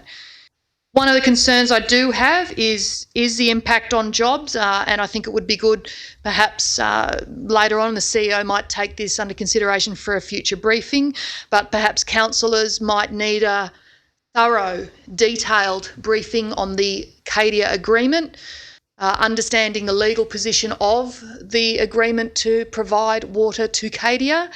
And as Councillor Miletto has said, the impact on jobs as well as financial viability are very relevant. But unless we have a clear understanding of what that is, it's very hard to make an informed decision about the impact on water security by moving to something like treated municipal wastewater. Again, thank you to the speakers who attended. I certainly learned a lot tonight, and I look forward to seeing, hopefully, a favourable vote on this one and progressing the investigation. All in favour? Against? Thank you. Now we move on to 4.2 is notice of motion, bushfire crisis support. Thanks, Mr. Mayor. Yes, I'd like to move this motion, and it really arises out of obviously the summer that we've just been through. Well, we haven't finished the summer's still going, but like I'm sure everyone else in this room, I spent the summer watching endless news reports about the horror of the bushfires that have affected most of the Australian mainland and Tasmania. So it's been a shocking season, and as part of that sort of process, I was reflecting on well, what is it that Orange City Council might be able to do to support other councils. We have been very fortunate to probably escape the worst effects of the bushfires this time round. No guarantees that will continue in this season or maybe other seasons. We're in a relatively strong position. We've had numbers of days of smoke-filled skies, which I'm sure, and from what I hear talking to other people around Orange, some people's health has been sort of impacted by that, and I think we're yet to see the long-term impacts of some of that prolonged exposure to bushfire smoke. But we have been relatively lucky, and when I was reading the Local Government New South Wales circular, in which they are talking about their program, the New South Wales Local Government Bushfire Recovery Support Group, in which they are offering to coordinate offers of help from councils who haven't been severely fire affected, and how such as Orange might be able to assist and support other councils who have been severely affected. I was listening to on the radio on the last weekend as I was driving up to Newcastle, the Wallandilly Mayor talking about the impact on their shire and the impact on local businesses and upon the land, or upon their tourism. It's been very, very significant. So, what is it that Orange City Council can do? I think we can register to provide support. Obviously, if there is budget implications for any support we might be asked to provide, that would need to be a decision as to how we meet that, whether it's in a quarterly budget review or whether it's money in the budget next financial year. So I think that the first step is to register our offer of support, and then we can look at how that support might be provided. The second part of it is to organise and recognise and to thank our local bushfire volunteers, bushfire fighting volunteers. While Orange local government area hasn't been impacted too much, there has been some fires relatively close to where we are, and many of our volunteer firefighters, both in Orange and in the and Blaney, have been called out many times. A fellow that I work with who works in Bathurst, I think has been working almost consistently pretty much since September last year. So I think I would like to say thank you when the current bushfire season is over. That may be some weeks, some months before that happens. I'd like to see us say thank you in some way.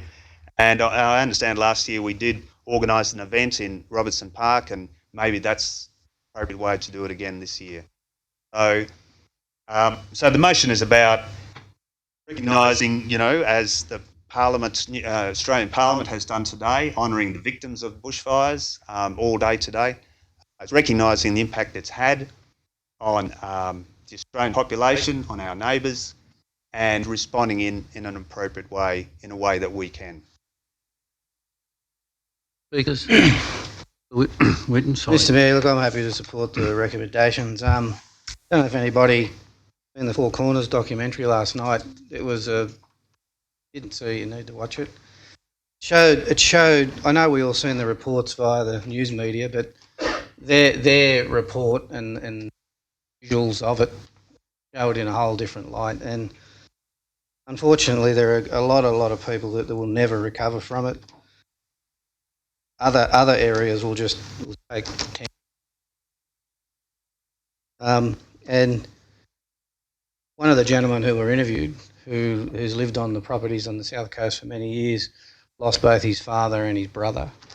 And his father used to have a saying, because they were third or fourth generation farmers, that don't burn the bush, the bush will burn you, So I think there's a lot that's going to come out of what's happened over the Christmas period.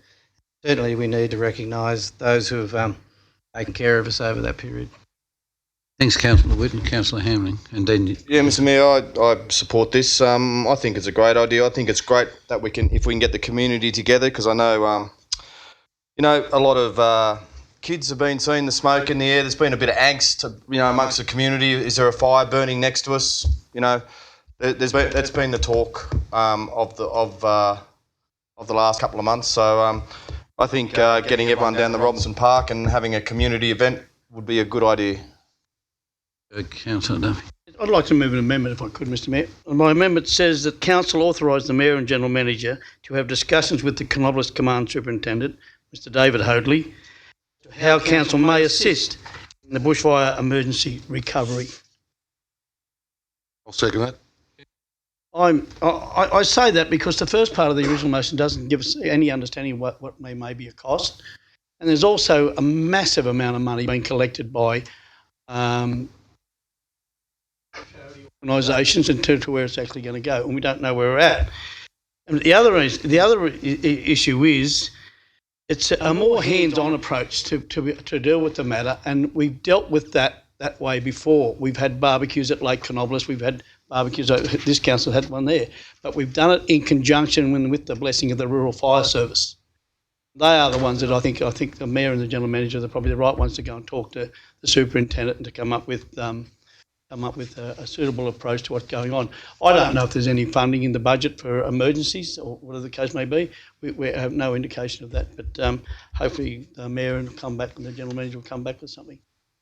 So you're just saying an amendment to both 1 and 2, or is that an amendment to 2? So I'm just moving an amendment. My amendment is... I can't give it to you because I want it back. My amendment is on the right page, is that Council authorise the Mayor and General Manager to have discussions with the Canobolas Command Superintendent of the Rural Fire Service, Mr David Hoadley, as to how Council may assist in the bushfire emergency recovery. And that allows for discuss barbecues or whatever you wish to. Can I just clarify, that's a further item, so that would be an item 3 on the motion put forward? I don't support the other one at all. No, it's an amendment. I find it, for me it appears, I just have an issue with it, that's all. Mr Mayor, could I just ask a quick question? Is that about item 1 or 2? Are you talking about... It's an amendment. It's an amendment. Replace the whole lot? Both, yeah. Oh, right. No worries. Councillor Thank you, Mr Mayor. I'll speak against the amendment. While the amendment itself might be suitable as a 3 or perhaps included as part 2, I think the first part of the motion is absolutely critical. I watched a lot of the footage, and I think the fires started around August. And I think this has been a challenge for me as a first-term local councillor. I sat next to the Mayor of Glen Innes, Carol Sparks, at the National General Assembly for Local Government dinner in May, And she lost her home in the Waitaliba fires in the Glen Innes area. And I've been trying to rack my brain to think, how would we cope if we're in the same situation as local councillors, where our local community is being decimated? Perhaps we've lost our own property, members of our family, and how local government rallies around to support. So I actually think that number one is one area. You know, we can as individuals donate money, but how can we as an organisation and as a group and as local government representatives actually show support across our peers and colleagues who are elected councillors and ordinary people who are turning up to council meetings, trying to do their job, and often have horrible disasters thrown upon them to deal with and lead their communities. I think that first motion to offer assistance through the local government bushfire recovery support group is one way that we can sign up to show that we're with them. No, we don't know what exactly it might require, Councillor Duffy, but I do trust that local government, which is a body of elected representatives, Local Government New South Wales is made up of board members elected by us, our representatives at their annual conference. They will make good decisions keeping in mind the needs of local government members. I speak against the amendment as a replacement for being part of that collaborative effort. How else can we help? I don't know. This has been an unprecedented scale of local government areas impacted across the state. We've seen television footage for months showing impact on local communities and small local councils. I agree that we should be working with our local RFS on how to recognise and show thanks to our local RFS volunteers. That's a fantastic idea and I support that. But if it replaces ways that we actually join as part of a collegial approach, I can't support that. This is a way that we can come together and show we do have the backs of our peers, and I would like to think that they would have ours if we're in the same situation. I will foreshadow. I suggest Councillor Duffy includes as part Got three. the floor. I will foreshadow that we have one, and Councillor Duffy's amendment become number two. Two or three, it doesn't matter. Two or three, yeah. One, Foreshadowed. you're making one Part of the clause motion. of the first part and two what I've said. Foreshadowing that, you second that, Councillor? Councillor Taylor's foreshadowing that. That's a foreshadowed, right? Mine, if you can move it as an amendment. Second agrees. Councillor Taylor's. What I understand is Councillor Duffy saying that he's going to withdraw his amendment. Amendment becomes part of the motion, original motion, which Yeah, well, it will include Councillor Duffy. In fact, include Councillor Duffy's as part of the actual motion. You, Councillor Duffy? Well, I've got to put the. Well, look, no. The best way while he's reading it, we'll put council. We'll put Mr. Chairman. With that. I'm happy to with withdraw that. it. So my foreshadow becomes the amendment. Can I just clarify then? To replace item 1 from the original motion, which was to offer assistance to fire-affected councils. That stays there. Item 2, to organise a community event, replace with Councillor Duffy's Yeah, proposed amendment to work in amendment. conjunction with others and see what we can do. So the amendment now, that council takes the following action in relation to this season's bushfire crisis. 1, offer assistance to fire-affected councils by registering with the Local Government New South Wales Local Government Bushfire Recovery Support Group. 2, the Mayor and CEO have discussions with Canobolas Rural Fire Service about how council may assist in the fire recovery. I'm happy to second that. Just for clarification for anybody, the item in the original motion, which was to organise a community event once the current bushfire season is over, to say thank you to volunteer firefighters, is not part anymore. Councillor No longer Newton. part of the motion. Um, On the amendment. I mean, look, I'm happy to entertain the amendment. I would still prefer to have it as a third item, the suggested wording that has been read out. The suggested wording as it currently stands doesn't reflect any sense of organising a community event to say thank you to our The intensity, I can volunteers. guarantee you. Sorry? The intent is there. I'll speak to it in a moment. Well, if the intent is there and we see, I could suggest another amendment that, foreshadow another amendment that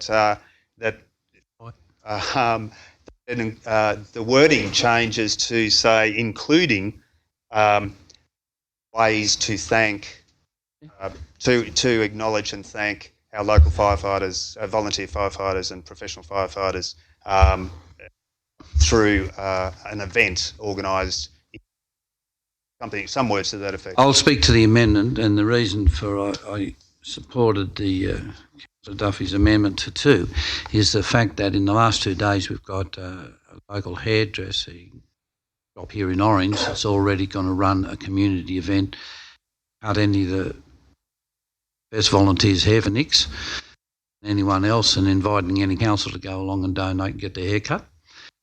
There's another event that I know of, but in talking with Mr. Hoadley, one of the problems is they want to have coordinated events. They just don't want a potpourri of events and everyone thinking that they're doing the right thing, but just have it done in some coordinated way, which would be the most helpful for the volunteers that have gone from here. Okay? That's the main reason for it. But the intent is to speak with them and say, is there a number of events or one event which would be better? Yeah. Okay. Yeah, I just want to speak against the motion. Against the motion, which is Councillor News's motion, my speaking against that is because the Columbus Command area is huge. It covers a number of LGAs, and I'm sure the Cabana are doing something. I'm sure that probably the other areas that they all want to do something. And I think the discussions that the Mayor and General Manager will have with the Superintendent will be more fruitful on a hands-on basis to what we actually desired outcome of what we're trying to achieve. I'll put the amendment. Sorry, Councillor Turner. Sorry, would anybody like the amendment read out again? Just No, yeah, Councillor Turner. All I want to say, Mr. Mayor, is that we've heard a lot about the volunteers. We haven't heard anything about the business owners that employ those volunteers in many cases. A lot of people are self-employed, a lot of the volunteers are working for the public service, etc., etc. Some of those businesses would have allowed the volunteer to go to the fire for whatever period of time on full pay. Some would have organised to take it out of their holidays. Some would have organised to take it out of their long service. But it's been an inconvenience to those businesses when that employee is not there for whatever that employee was doing. So I'm not saying that they should be involved in this thank you that we're organising, but somewhere along the line it needs to be recognised that those businesses have gone out of their way at cost to them as far as their customers or whoever they're supplying, whatever it might be, to allow those volunteers to take leave. So somehow or other need to acknowledge those businesses and what they have behind the scenes, so to speak. That on notice, and I agree totally. I'll put the amendment. All in favour of the amendment? Against? The amendment becomes a motion. All in favour? Thank you.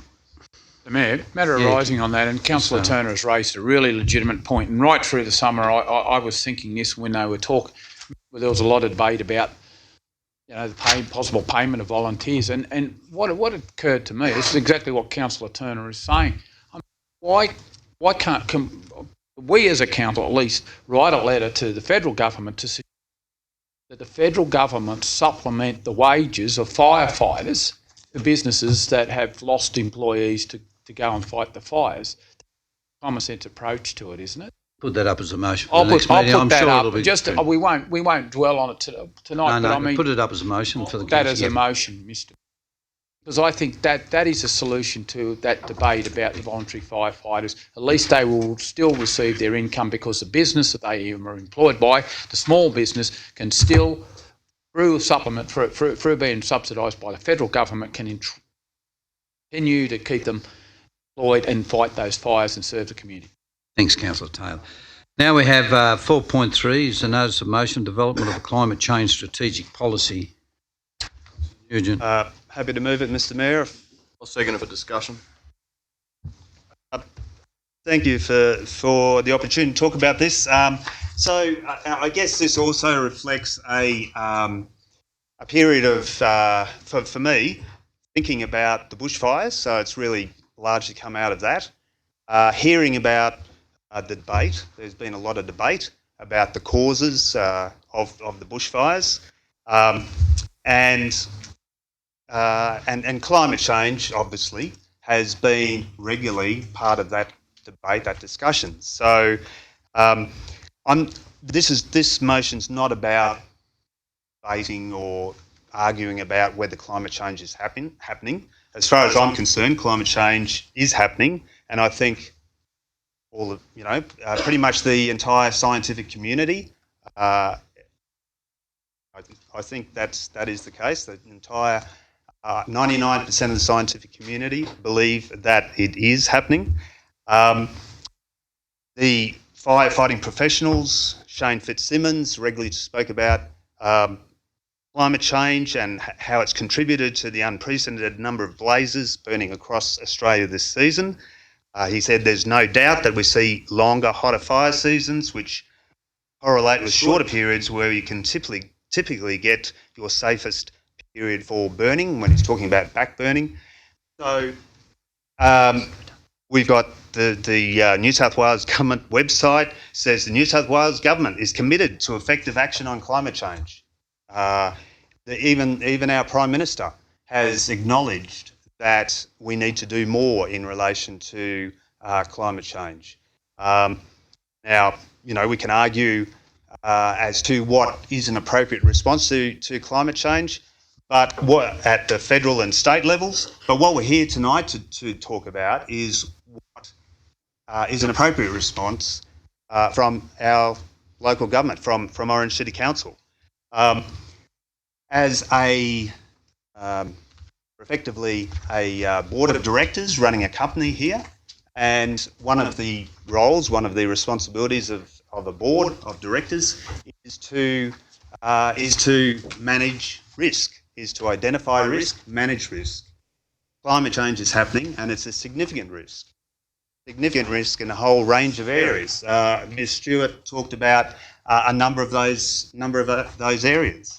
In terms of longer, hotter summers, longer periods, more extremely hot days, the impact that might have on children and the elderly, the impact that might have on our outdoor workers, and we've got a lot of outdoor workers here in Orange City Council.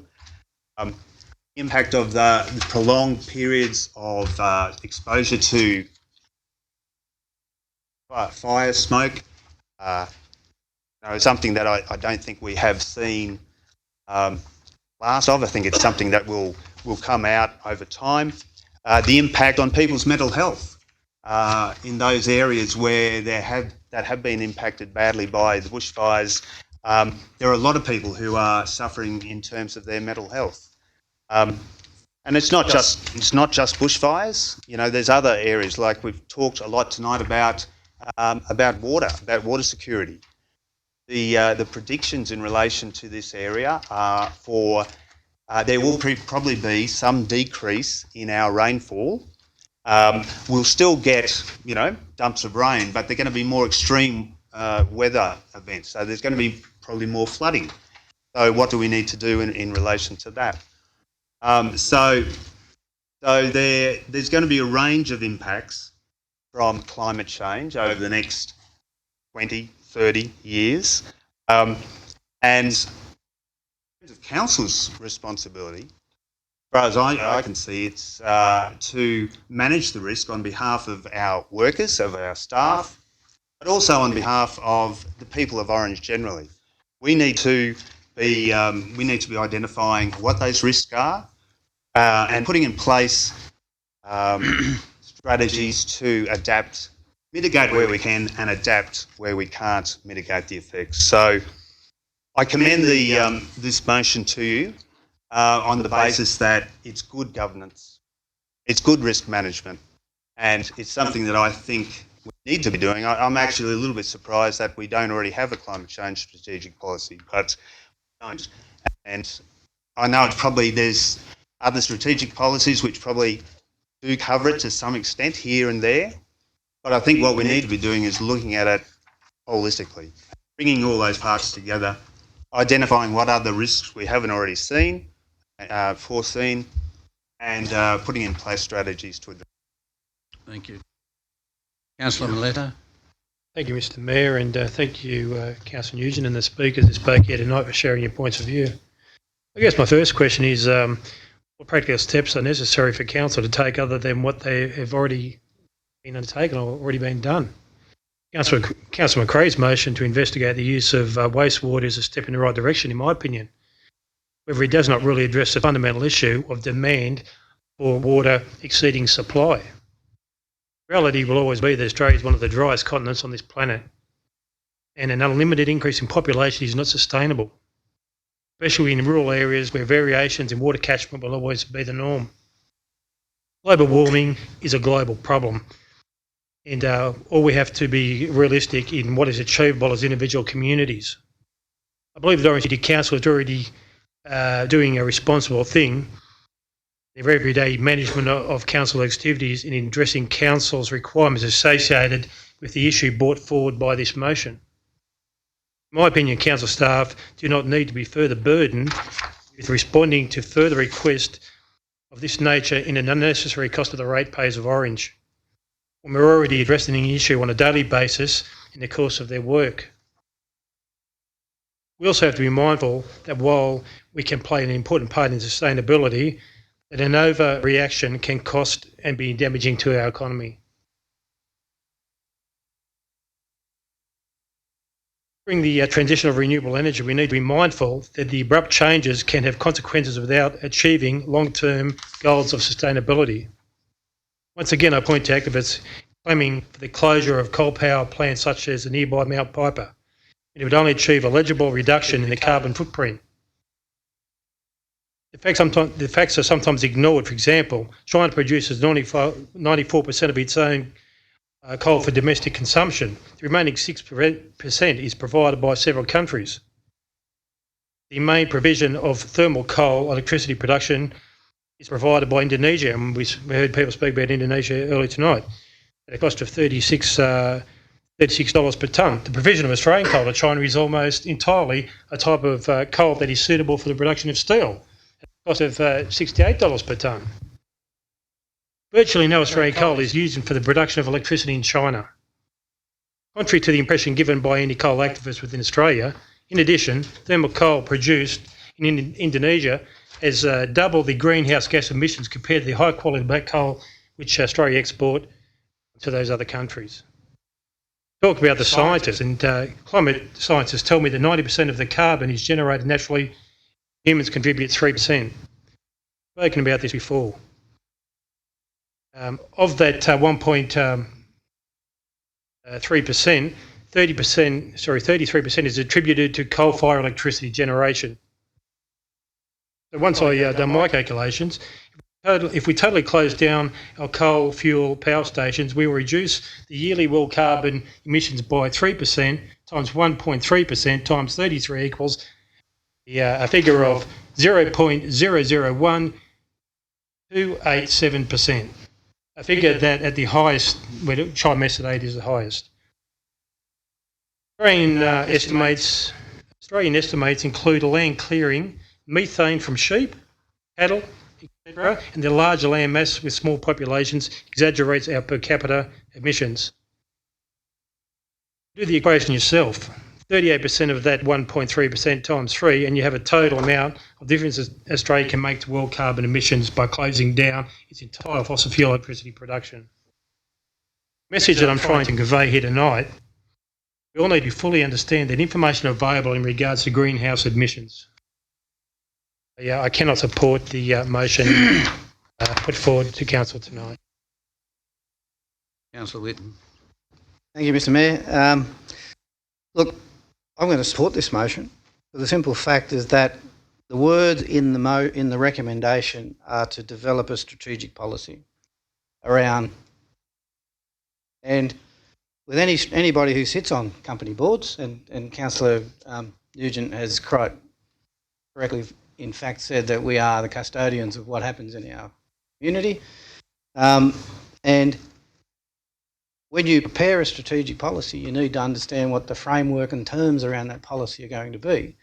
So from that, we are going to get a bit of an understanding about what our strategic policy with regard to climate change, including mitigation, adaptation and risk management, will actually address.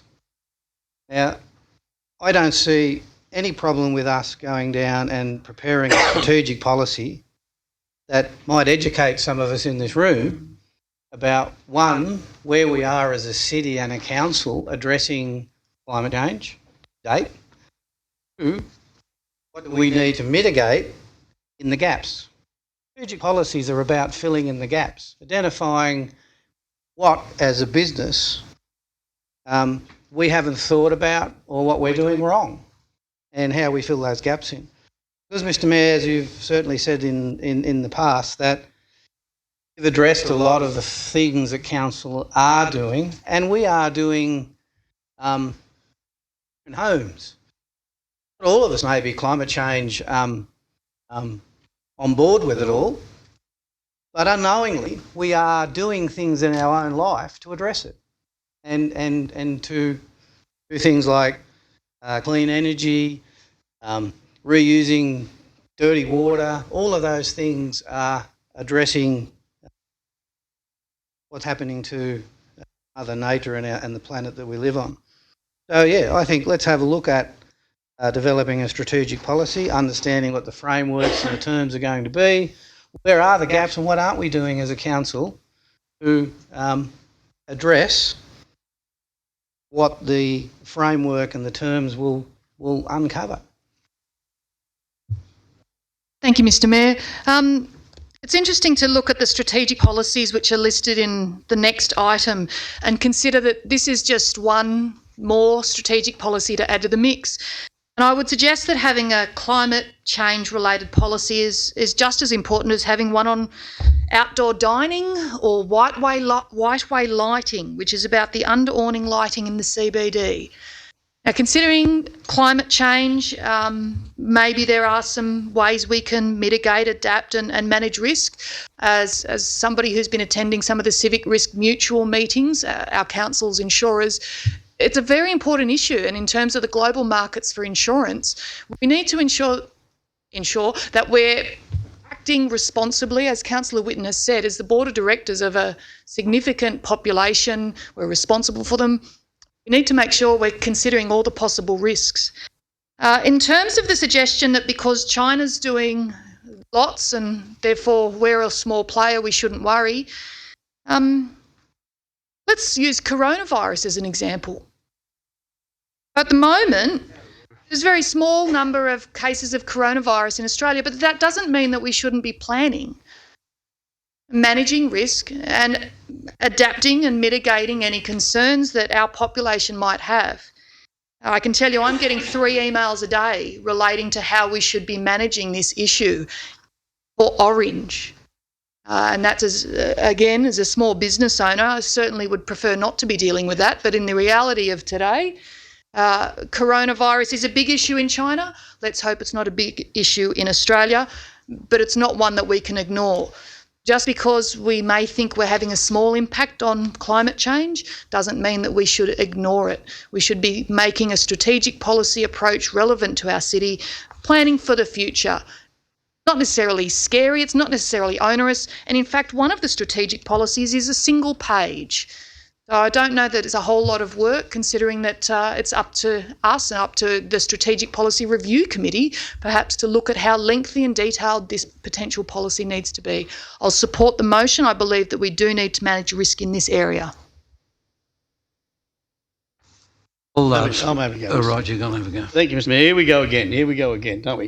Is this another generic Greens motion that's come in front of us like it did last time? Is it?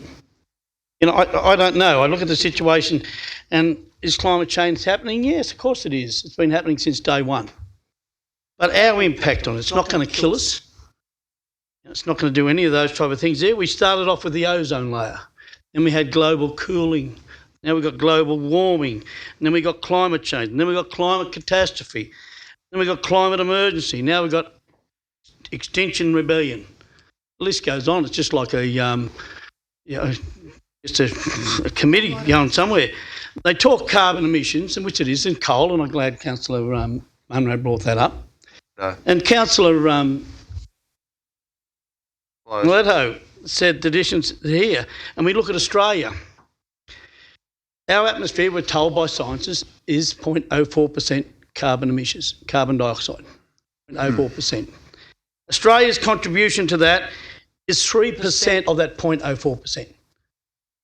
And then we come to Australia's itself is impacted, the humans' impact to that is 3% of the 0.04%. The Australia contribution to that is 1.3% of the 3% of the 0.04%. It's copying off you. You know, as the fear factor that people are drumming into us, it's coming out of teachers, it's coming out of everywhere, scientists and all these type of things, and it's counteracted both ways. The world is not going to end in 12 years like this. What's her name, girl's name? Greta, whatever it is. The world's not supposed to end in 12 years. Remember when all the planes were going to fall out of the sky when the Millennium Year turned up? They're all going to fall out of the sky.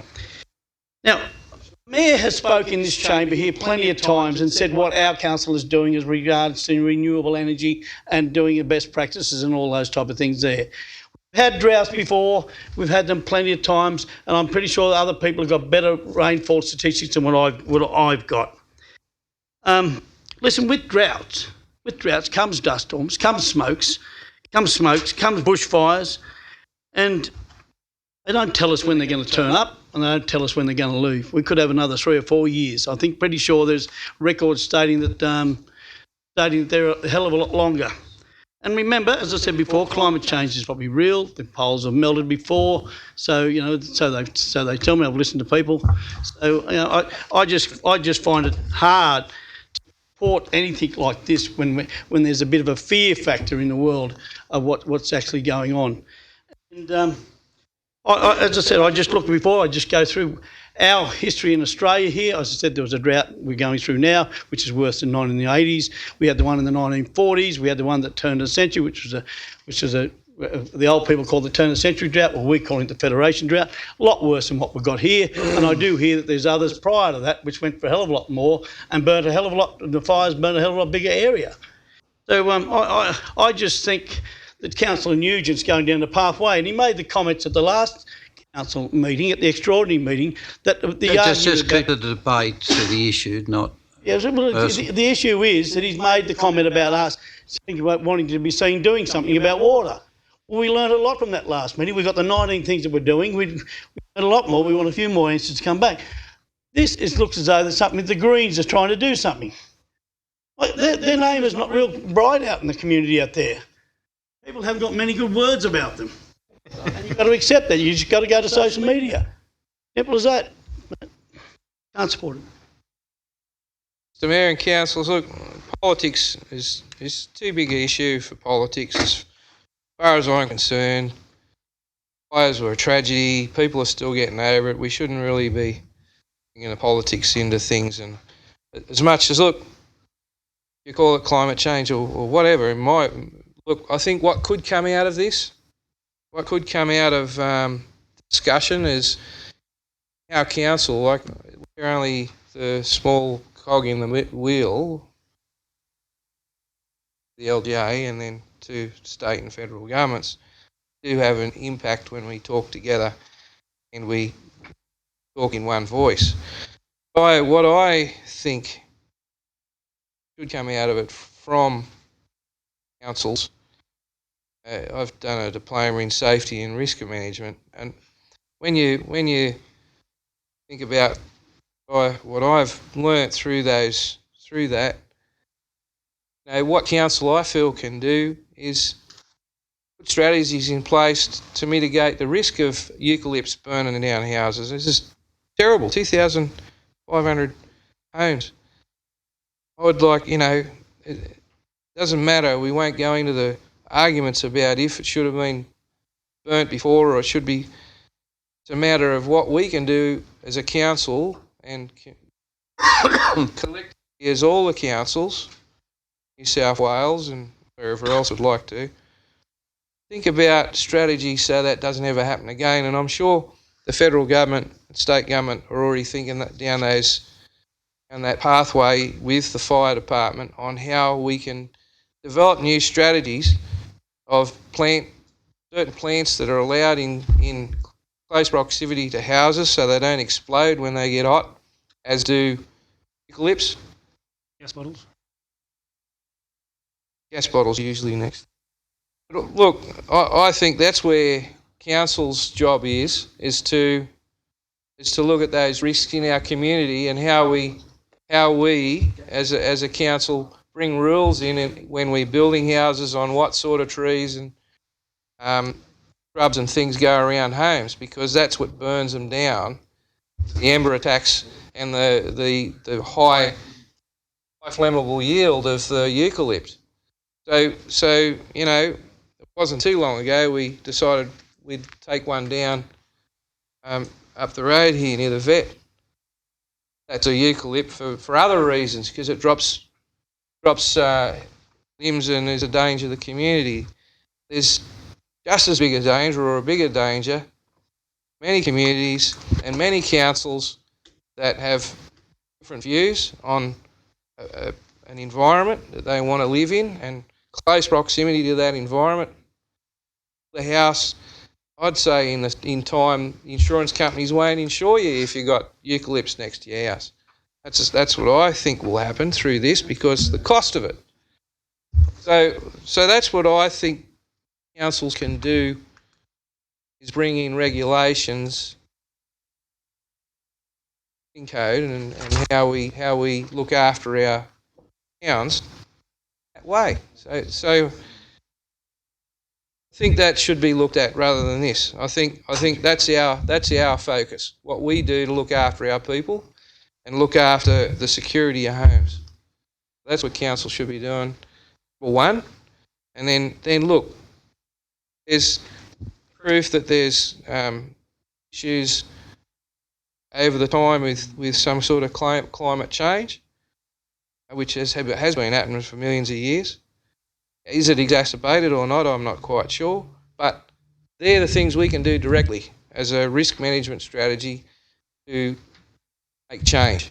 And we could start doing that here in Orange now, looking at properties that could be affected if there was a fire come from the North Orange or something. So they're things that we can look at. I'm not supporting it. Right. Thanks, councillors. Look, I'd like to just make some points, and I'd like to start by just saying, I believe there is climate change. There's been lots of times of climate change since man's been on this earth, and there is scientific evidence to show that there was lots of times of climate change before man was on this earth. Quite often we don't know, in some instances, what caused that climate change. But I do know that some research done only 6 years ago showed that the biggest drought ever in the world, back in the Ice Ages, believe it or not, that it went for 37 years. And it's quite interesting to know what actually caused that drought. Don't know. But I would refute some of the comments that have been made, that all scientists agree on everything here. That is not true. It is not true. I'll give you some examples. The Copenhagen Consensus, which is made up of climate economists, about 57 of them, and 3 Nobel laureates, say there are those who claim we already have a solution to climate change, are right only in the sense that humanity has no shortage of capacity for innovation. It needs to be released, and then we can know what we can actually do. Saying that, certainly shutting down certain things is not going to make a difference. With an increasing population, we'll need food. We'll need to produce that food efficiently and effectively and economically. And we used to do that prior to the industrial age. The industrial age come along, things got cheaper, we had electricity, we had all sorts of things, and food got cheaper. Life expectancies increased, population numbers go up in the earth. We also have, in that, and if someone's taking notes, we have Clee Lehman's from Quillet's article, which is on factual material on the science behind weather, climate and bushfire prevention. I suggest people actually read. We have the Royal Society paper, which is a number of prominent scientists, with their statements on statement that refute wildfires are accelerating. Wildfires have decelerated in the last 3 decades. We take the opportunity of making comments that this is and the term I heard here tonight, unprecedented, to really put the emotions up in people. It's never happened before. Not true. We've had worse fires. There's at least 5 or 6 fires, and I'll be writing up this stuff that once I get it proofread, that there's been 6 worse fires in the last 6 decades than the fires that we're actually at the moment. More millions of hectares were destroyed, more lives lost, more houses gone. In fact, there is a decrease because we've got better technology in fighting fires. We also had, 1836, there was a boat that visited Australia called the Beagle. And of course it had on it Joseph Banks. And he travelled from Sydney out to Bathurst. And in his records, he talks about the whole area being denuded by fire, and there was smoke that you couldn't see from Bathurst all the way back to Sydney. He got back in the Beagle and moved north.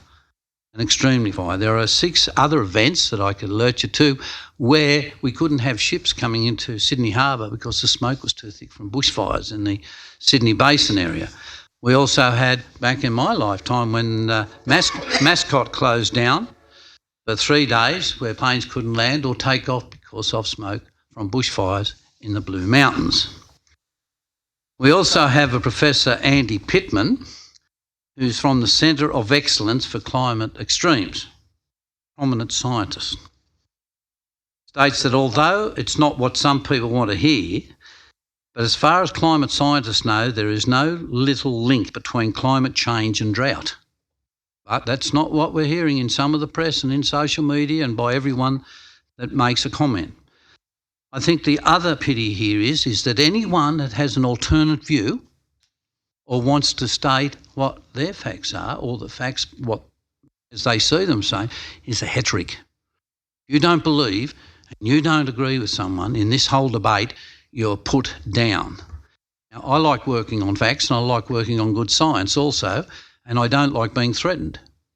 Now, I've had as many people come to me over the last 12 months, many people saying to me that they are sick and tired of feeling that they're lepers because they have a different opinion.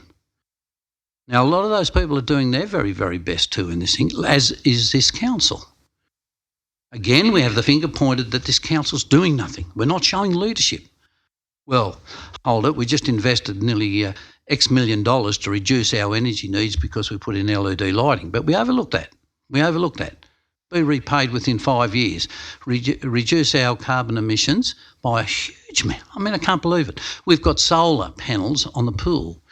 We've got them on down at the works depot. We do energy audits. We developed a toolkit for houses and businesses to do energy audits to try and drive down their use of electricity. Look at again what we've done in the area of water. We've developed carbon sinks, but no, not much mention of that. Do you know where the carbon sinks are? The latest ones we developed them?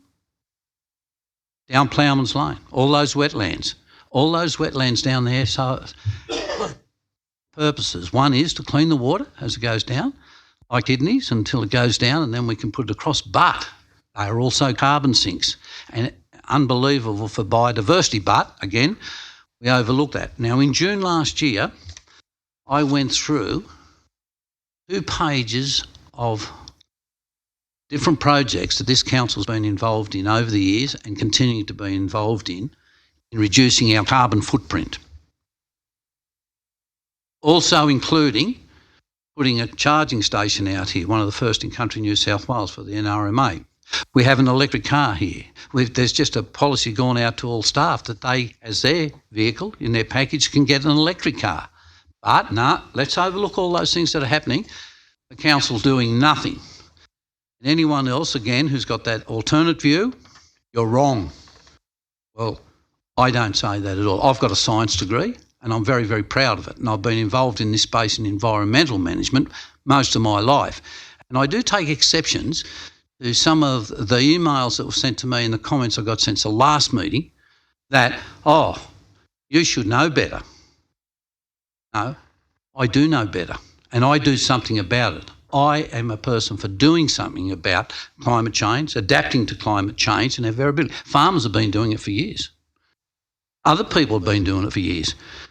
I suspect the people on the earth in one of those ice ages had to adapt pretty quickly or they would have froze to death, and they actually did.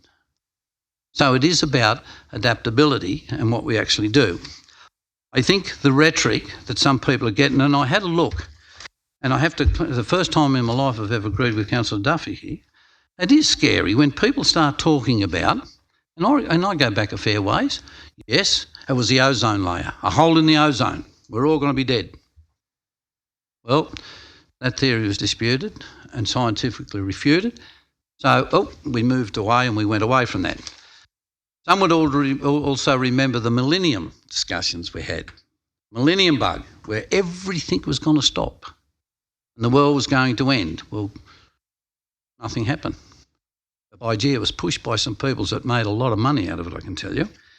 And in this debate now, where we've moved through to climate cooling, then climate warning, where we had a professor and a person that got Australian of the Year saying that Sydney would be out of water the following year, and it didn't happen. In fact, it was an extremely wet year, but no, we forget about that. He can make that comment, but anyone else make the comment, you'd be shot down.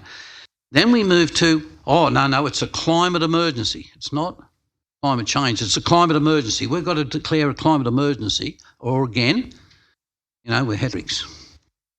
Then we have the setting up of the Extinction Rebellion, set up by a bloke overseas, one of the co-founders of it, that also says this is very, very similar to what's happening to genocide. Now, that is a horrible thing to actually say, and he's a lunatic. And I hope he gets the minutes of this meeting to say that he is a lunatic. And that Extinction Rebellion just recently had a bushfire extinction rally in Sydney, in the middle of the bushfires. Well, I think that really helped and supported the Rural Fire Service volunteers that are out there and our professional people and the people in those things, saying that there's no connection between climate and drought. We've been having droughts for millennia. We've had longer droughts. We've had droughts with higher temperatures. By the way, when Banks was there going up to Bathurst, recorded temperature at Bathurst, the day that he was in Bathurst, was 109 degrees Fahrenheit. That's close enough, I think, to 48.4 degrees Celsius. But I've been reading in some of the press that we've had the hottest days ever in Australia. It's interesting where you pull some of your facts and figures from, that they should be run over and proved. It's in the ABC program, I suppose, where they check the validity of the facts that people put forward.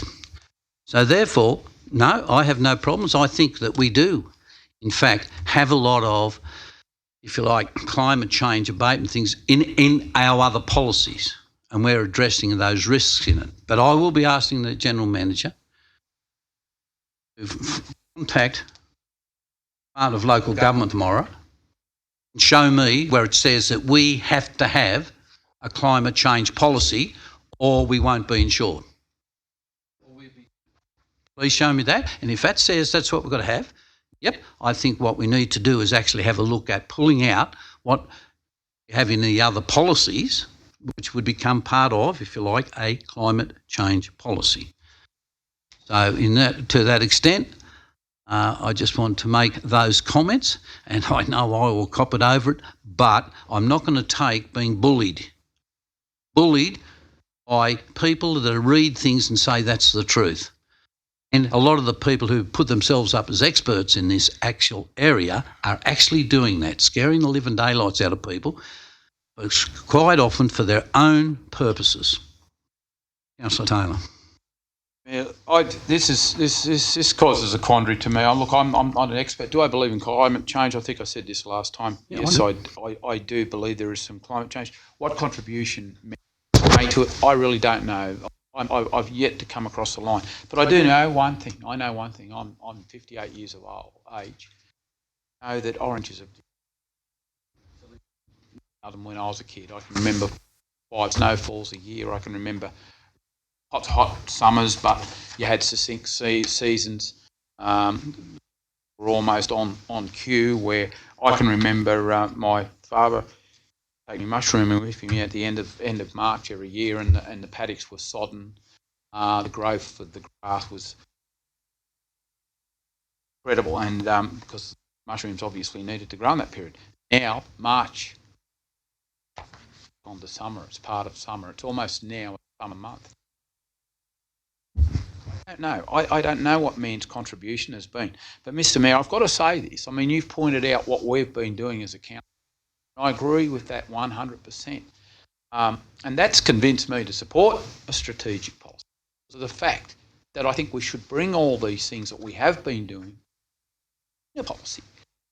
Whether it's directly climate change, like I say, I'm not an expert. The jury's out as far as I know. Still need to be brought across the line whether I am a total believer, but I do believe there is something going on with it.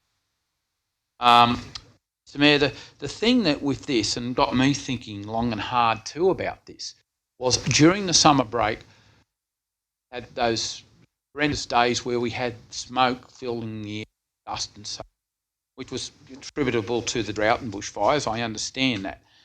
Their role in climate change, I still don't know, but I'll leave that to the that once and for all. The fact of the matter is, one day there, I think we stopped outdoor staff at the pool and working. I believe there's that got me thinking, well, what about, I don't know the answer, what about the outdoor staff? Did we notify all our outdoor workers, our concreters, our water blokes or people or whatever it may be? And I thought, well, that's inconsistent if we've got them working in this, but we haven't got the staff working in this. So that got me thinking about how you lock these type of events, which down to the drought, but they're unprecedented in Orange as far as the smoke and the dust and so forth. How we tie that in with council's policy as far as OH&S, got to be consistent across the board. I agree that all the things you mentioned, the LED lights, the power stations, and although, look, I do have a problem with electric car power stations. I really do. I mean, I find it ironic that you saying, look, I drive an electric car and I charge it, but the charging actually is probably by a coal-powered fire station, coal-powered power station. So I find the irony there a bit strange, but that's just me. But the fact of the matter is, I believe as a council we need to bring these type of unprecedented events somewhere in a strategy. Whatever you call it, climate change policy, I don't know. Have another word for it. But I do know we now as a council, like everywhere else in the world, we're probably facing different circumstances and different scenarios in the past. So something is happening. So I think we need to bring all those things together and highlight to the community all the good things we are doing. All the good things we are doing to. I don't see the harm in developing a strategic policy. Strategic policy will come back to this council. Not this council, it'll come back to the after September adoption. So if there are onerous financial constraints there or implications, that council will know. It'll go in with its eyes open what the implications are as far as that's concerned. So I don't see any problem with this development of a strategy.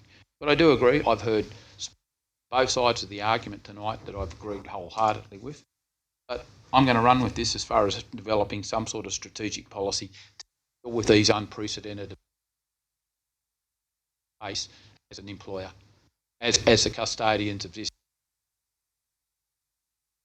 They are unprecedented. And like I said before, I close with this. All I know, my 58 years, totally different time is concerned. No other speakers. I'll ask Councillor Newsome to right replies. Councillor. Thanks, Mr Mayor. Look, just really find it staggering, actually, some of the way, the extent to which people freak out when you talk about climate change. And there was so much said tonight which really has no relation to this particular motion. We're not here debating whether, well, in my view, we're not here to debate whether climate change is happening. It's happening. It's generally accepted by political parties of all persuasions, Councillor Duffy. It's not just a generic Greens policy. The state government has stated that local councils are key players in the adaptation to climate change, given their responsibility for a broad range of functions that are likely to be affected, like infrastructure, local emergency responses, building regulation and planning, public health and environmental management. That is part of the staff comment. So climate change is happening. I was one of the few councillors who accepted the invitation from Futuring Orange to go and listen to some prominent local scientists over at the Parkview Hotel. Dr. Andrew Rawson. Every councillor was invited to those sessions. There was 3 sessions. Dr. Andrew Rawson, one of the prominent scientists from the state government, Department of Planning and Industry, where the climate science was laid out, presented very clearly. They were consolidating the wisdom of all of this. Okay, they were presenting the accepted scientific view about what is happening in relation to climate change around the globe. They presented statistics which were very compelling. I think the science is in, and climate change is happening. So this motion is not to debate whether it's happening or not. This motion is to say how we're going to respond to it. In terms of abrupt changes, Councillor Mileto, we're not talking about abrupt changes. We're talking about developing a strategic policy over time. In terms of coal-fired generation and closing that down, that's not what this is about. We're not talking about the extent to which Orange City Council can prevent climate change from happening. That's not what we're talking about. This is about saying that climate change is happening, and we need to. And if it's not happening, great. If we make a better world, and it doesn't happen, well, we've made a better world. What is the downside in that? I don't get it. So it's about saying, on the balance of probabilities, climate change is happening. The ANU, our Australian National University, has done some modelling about what the climate in Orange will look like in 2050. That's pretty scary. So you might choose to dismiss that and say, well, the ANU is full of crap. Sorry, over there, you started us off. The opposition benches can't help us. The ANU has done that modelling, and it's pretty scary stuff. So if it doesn't happen, great. I'll be cheering in the street along with everyone else. If it does happen and we haven't prepared for it, we haven't done anything to get ready for it, then it's on us, on each and every one of us as councillors, that we haven't taken action. So the strategic policy, and Councillor Whitten said it very well, it's about identifying what the gaps are. Where are the gaps in what we currently do? Yes, we are doing. Mr. Mayor, we're not. I've never said we're not doing nothing. Didn't say you. Okay. Well, I'm saying we've done a lot. We've done a lot. But this is not about, just moving to renewable energy. It's about identifying what the risks are to our staff and to the city. And trying to do something to address those risks.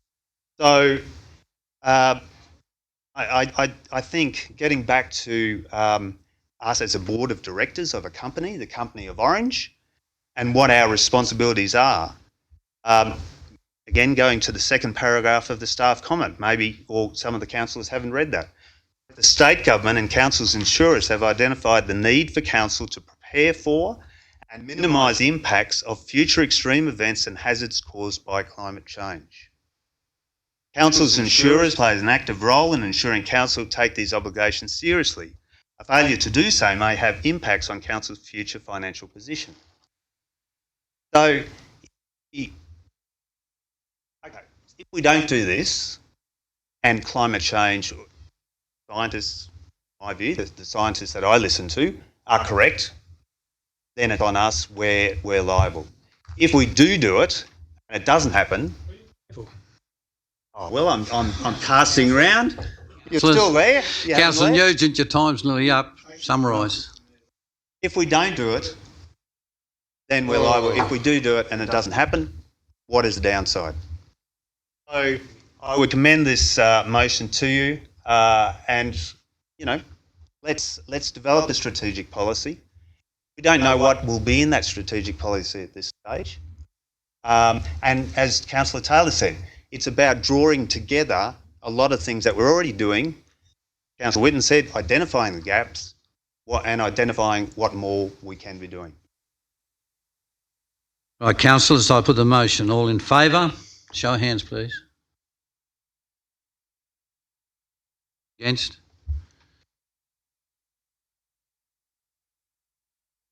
Motion is passed. Go into general reports. First of all, 5.1 is strategic policy review. Now, I'm quite sure you've read all these. Move them, Mr. Chairman. And don't forget the buy local one is one of the policies in here too, by the way. Or local procurement, second to me.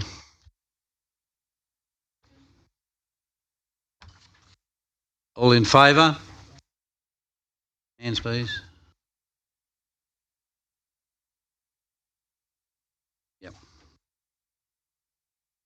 5.2 is Banjo Patterson Memorial Park Heritage Landscape Plan. Recommendation. If I can just make a comment on this before we vote on it. One of the concerns I have at the moment is that we seem to come up with a fair few plans and heritage landscape plans and so forth, but we don't do much. We've got plans on plans, but not much actual happening on the actual ground. Now, in this case of Banjo Patterson Park, I did the landscape plan many, many years ago, and most of the trees have died and are dead. And some of the dead trees still remain out there. We've got some funding this year, and we did an archaeological dig that we had to do to show that the footings were there. Well, any builder in Orange could have gone out and showed you exactly where the footings were because we blew the whole lot up. But we spent a lot of money in there, and I would have rather seen, as an example, a toilet block go out there, an amenities building, which is actually needed to encourage more people to go there because there's no amenities. No, don't bring those up. So look, we've got a heritage landscape plan that we'll acknowledge, and I'll support that, and that be placed on exhibition for community comment. And I hope members of the community do have a look at it and put their suggestions back into that plan, because sometimes these plans are done by others from outside.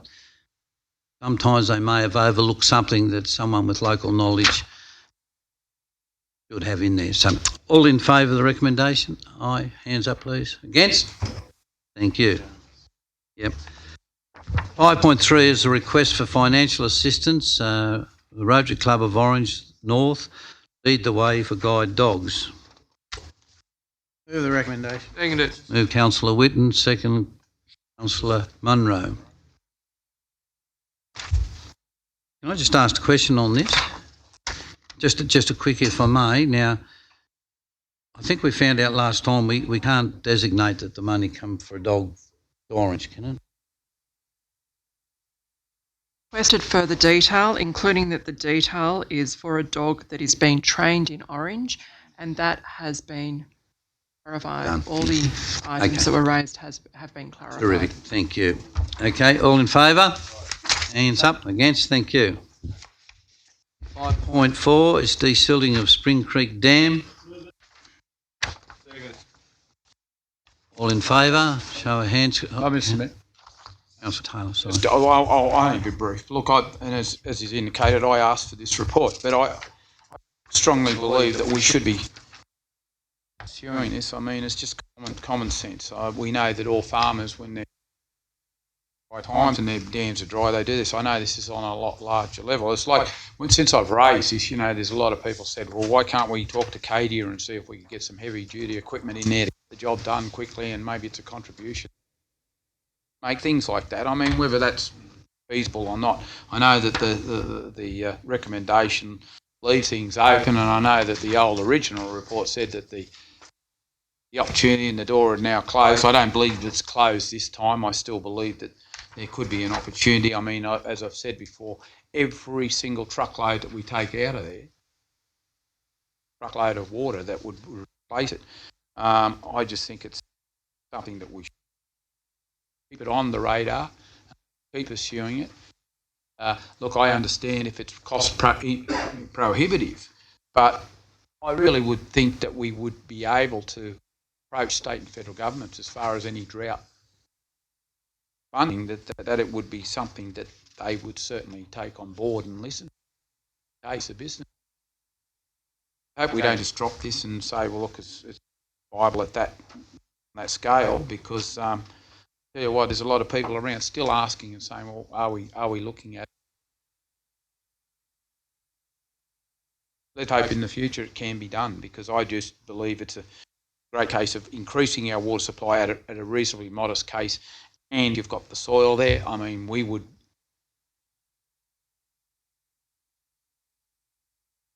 come from there, and if there's a commercial, that ANL and Cadia and so forth have been approached and whatever, but yeah, I just think it's just another one, as we've spoken so much detail tonight on strategies as far as water and water security for this city. I think we should be.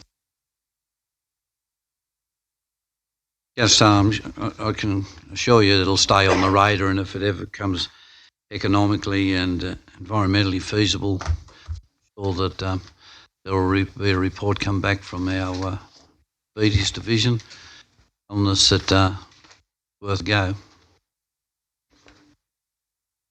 Look, I found this report really interesting. What's involved in these?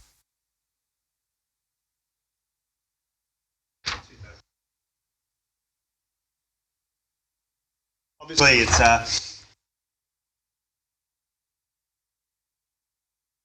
I do have some. Are we? We're not talking about deliberately.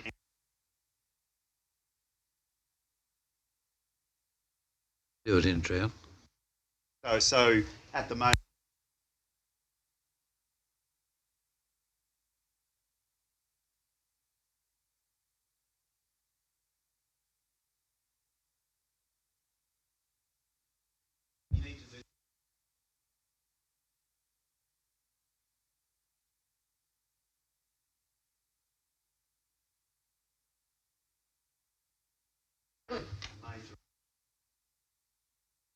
What happens if you get?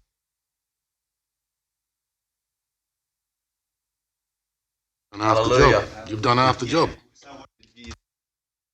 You'd have to. Dozers. Stop the job, or do you?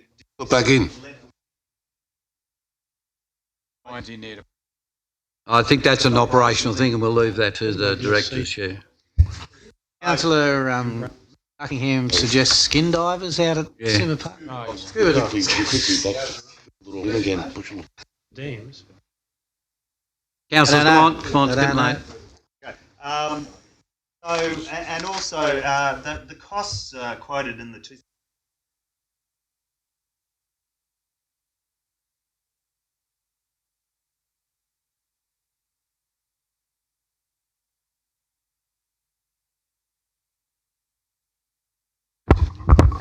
I probably haven't made that quite clear in the cover report, but those figures would still apply if you were handling that material yourself and then treating it yourself and finding an alternate use for it.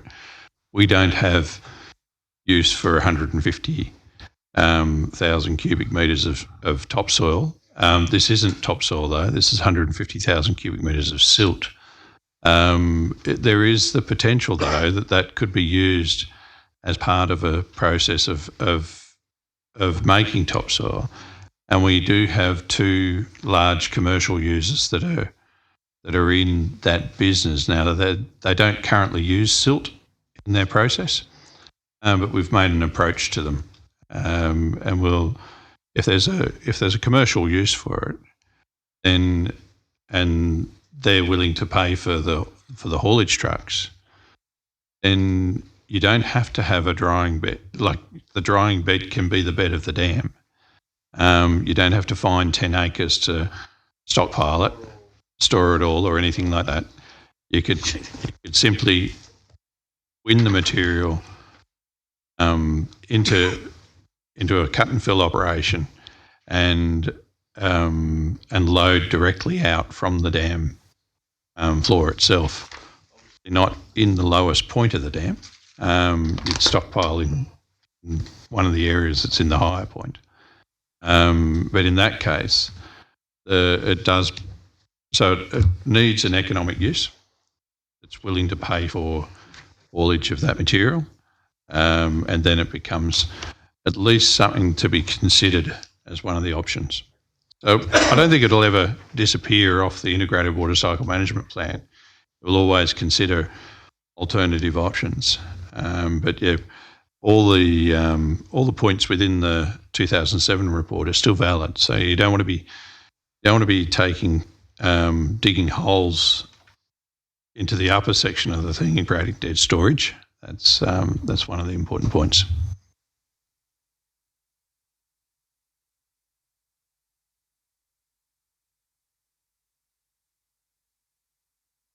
Orcadia, and I believe there's a third one as well that I'm.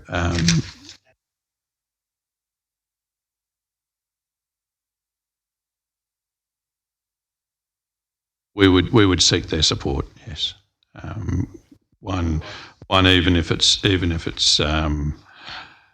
a nominal support for it, we would still need their support to actually get through the environmental process as well. Yeah. Right. All in favour? Aye, hands, please. Against? Thank you. Move on to the late item 5.5. Council meeting. Do you want to speak to this, Nick? Oh, yeah, I was just going to say, councillors, we haven't yet asked these people. We'll leave. You vote for this tomorrow. We'll leave and see if we can secure those venues. All right, all in favour?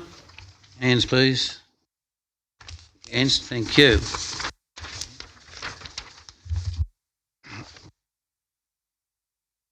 Now move into closed meeting.